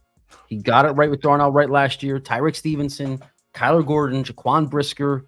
The list goes on and on. Guys that he has, looks like he got it right. The trade identified DJ Moore as the guy to trade for. He's making some good decisions on draft weekend and in free agency. If he takes Caleb Williams, just trust the dude. Just got to trust him. I'll say this too.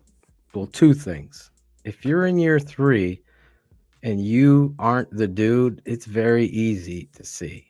And when Brian's saying below average or average at best, I said it's below average quarterback play. That's what Justin is. So Brian Urlacher your shots, your Trubisky shot, Trubisky has better numbers than Justin Fields does after the same amount of games. It's just there and it's on the tape. So the reality of this, it's just unbelievable how defensive you are when I'm sitting here watching tape of Justin Fields and it's awful. That's what it is. It's awfully disappointing because there's ability there to be good, but after 3 years, 39 starts, you ain't showing it. Don't give me the fucking center's the problem. It's you. It's fucking you. Make the fucking play. Throw the goddamn ball and make the play. That's it. And Justin has not done it. I don't give a shit about his RAS score, how many inconsistent. Oh, he made a great play there. Nothing has been consistent, and we've always been that way. And if we can go toe to toe and watch tape. And Shane, of course, Ryan Cox sends us this Chase Daniel thing. Yeah. And Chase Daniel went on a rant, like defending Justin and Caleb's not it. Then, what is it? 5 days later, I'm watching Caleb tape now. Wow. You're watching tape now. Last week, you see what I'm saying? You're fraudulent. Yeah, right. You haven't watched shit.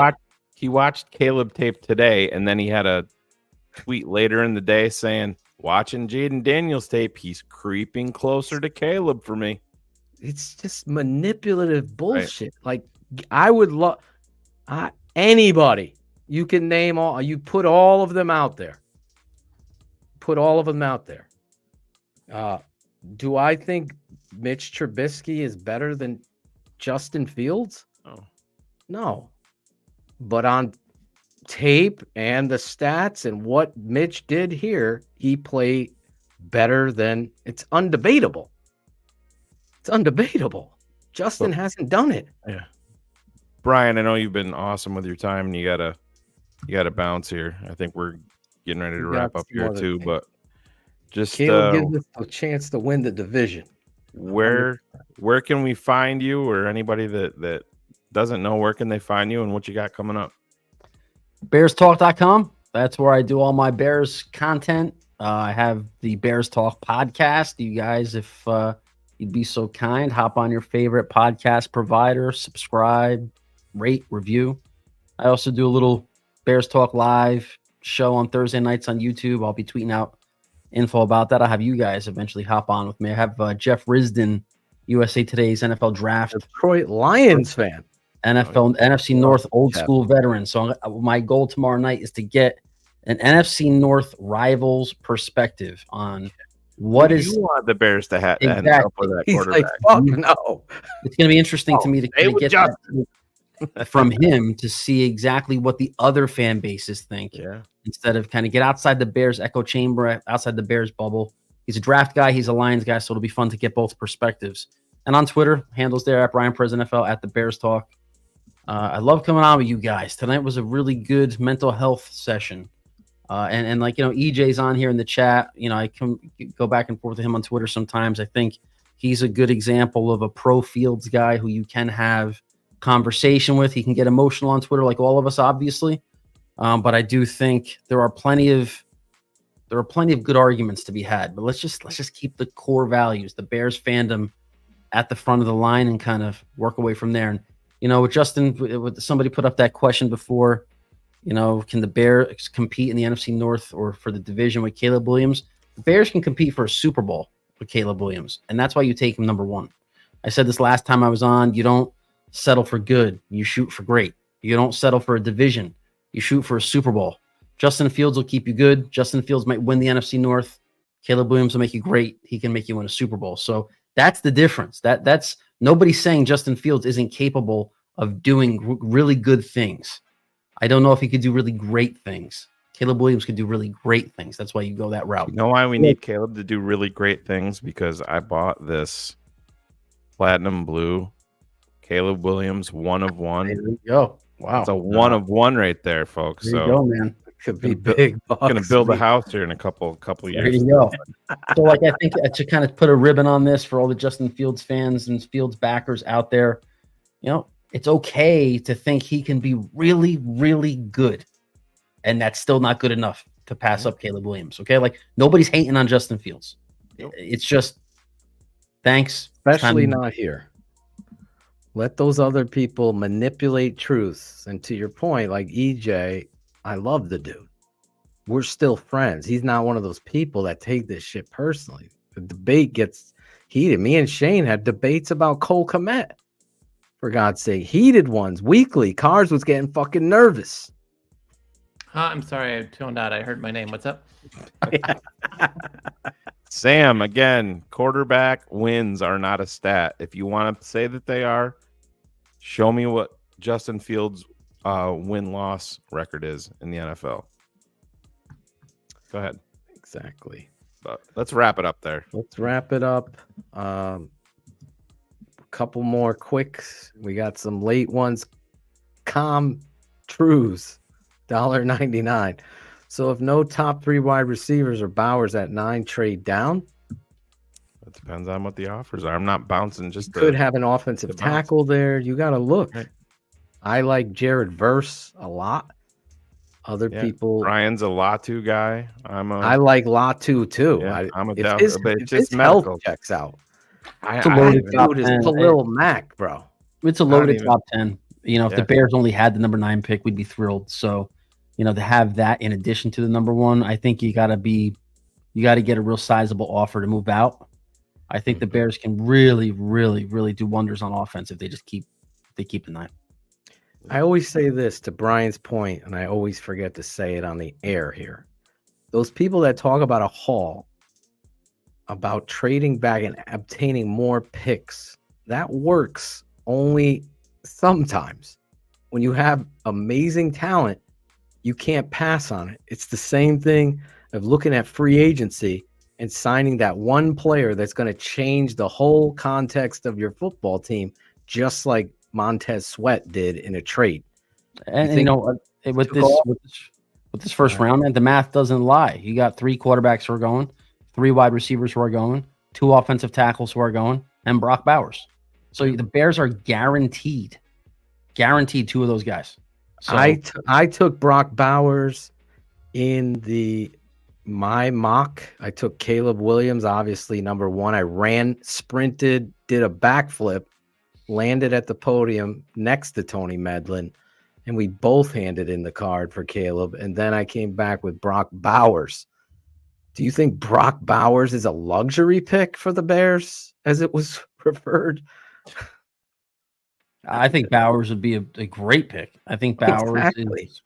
I mean, he would be the number 2. What's better for your young tight end than to have 2 security blankets at quarterback? Luxury. I call it a fucking like a shot across. It's a knockout pick. Giving him a fucking big ass binky to keep him safe. You know what I mean? This dude could play wide receiver. That's how agile and fluid he is in routes at that size. Yep. With Cole Kmet on the field and DJ Moore, with Caleb Williams, who drops dimes over and over. I mean, it's sick. I like Cole Kmet.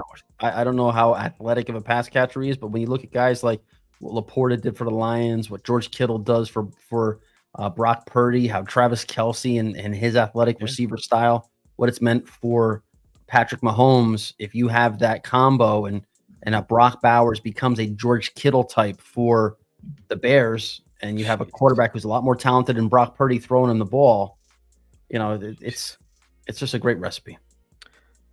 I so appreciate you coming on the show tonight, and knocking it out of the park with us. Cars jumping on. He's still here. No, he is. He gave me a thumbs up. Yeah, but Cars is going to bed, so Yeah, thank so you. Shane. I have 2 young children that are going to wake me up for early school, so it was wonderful to see you, Bryan. Shane, Phil, it's passable to see you. Passable at best, but you're going to see a lot more of us. I hate you. Don't end the show, Shane. I hate you. I really do. I'm going to run away now. All right, Cars, you're gonna bounce. Yeah, we can wrap it up here all at once. I just got a couple shout outs real quick. I made a promise. Phil. Listen, I got good. Listen, I want to shout out my boy Nick Whittington and his daughter Chloe. It's his little angel. She runs a dance school, and Nick has been a huge supporter of TTNL.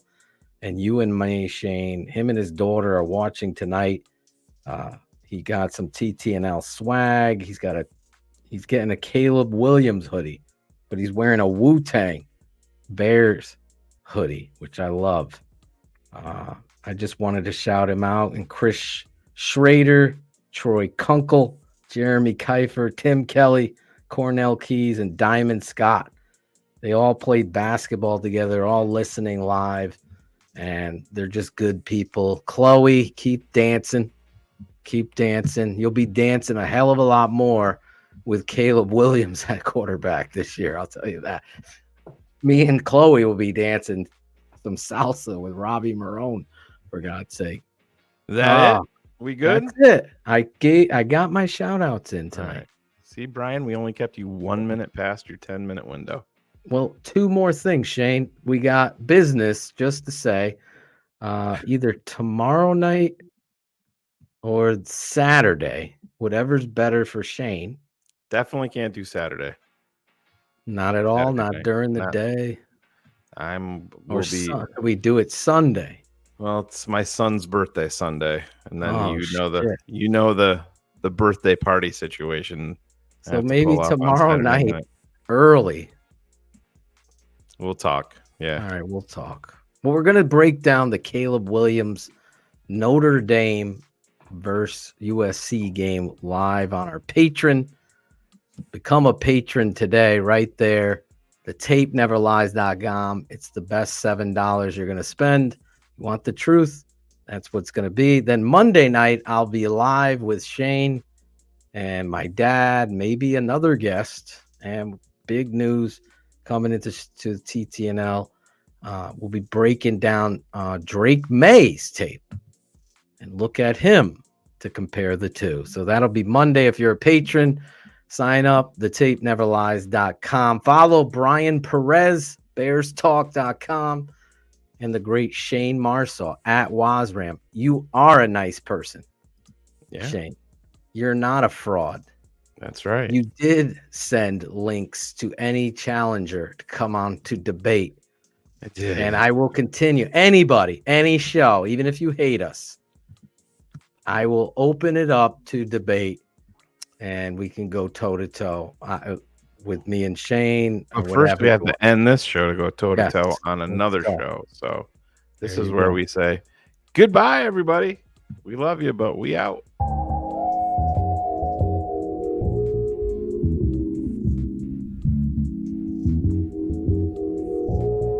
Hey, fuckers, this is Bryan, and I'm keeping it 100 on the Tape Never Lies Network. Tape Never Lies Network, The tape never lies. Keeping it 100, like I'm keeping it 100 when it comes to the Bears.